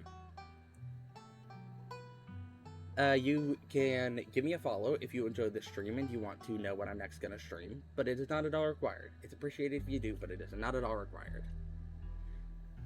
And if you want to watch, if you came to this stream and want to watch some earlier parts of the stream, or want to watch some of my past playthroughs of Scarlet Hollow, or just some of my past... The Scarlet truly was hollow. Yes, it truly was. If you want to watch some of my past streams, my VODs channel, where I post my VODs to, after I'm done streaming, is on... It's linked in my channel page if you want to watch this stream, if you got here and want to see some earlier parts of it, if you want to watch any of my past 2 Scarlet Hollow playthroughs I've done. I did some Slate of Princess playthroughs. It wasn't my first playthrough I did on stream. I did that one completely off stream or anything, but I did see some stuff like Happily Ever After for the first time on stream. So there's still some stuff there that was getting my fresh reactions to. I also have some other games on there if you want to.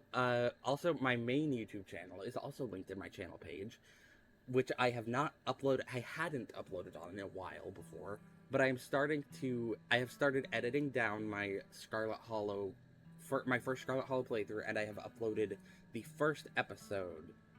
I'm splitting the episodes into 2 videos. I've uploaded the first episode on there, if you want to watch that. Episode 2 is coming out, part 1 of episode 2 is coming out Friday. Part 2 is coming out on Saturday. It's going to be Fridays and Saturdays weekly release for that series. I've started trying to actually, like, start editing my streams out into videos because I hadn't done that in a long time. And I wanted to do that for Scarlet Hollow particularly. So that's there. Also, my Blue Sky is there if you want to see the art I post and get more regular updates off stream that I give as to, like, when I'm next streaming. If I don't stream for a while, you might know why if you follow my Blue Sky if I post about that. Anyways, that is about all that I have to say, I think, at the end of that. And thanks everyone for coming. It's been a very fun stream. I will see you all in the next stream.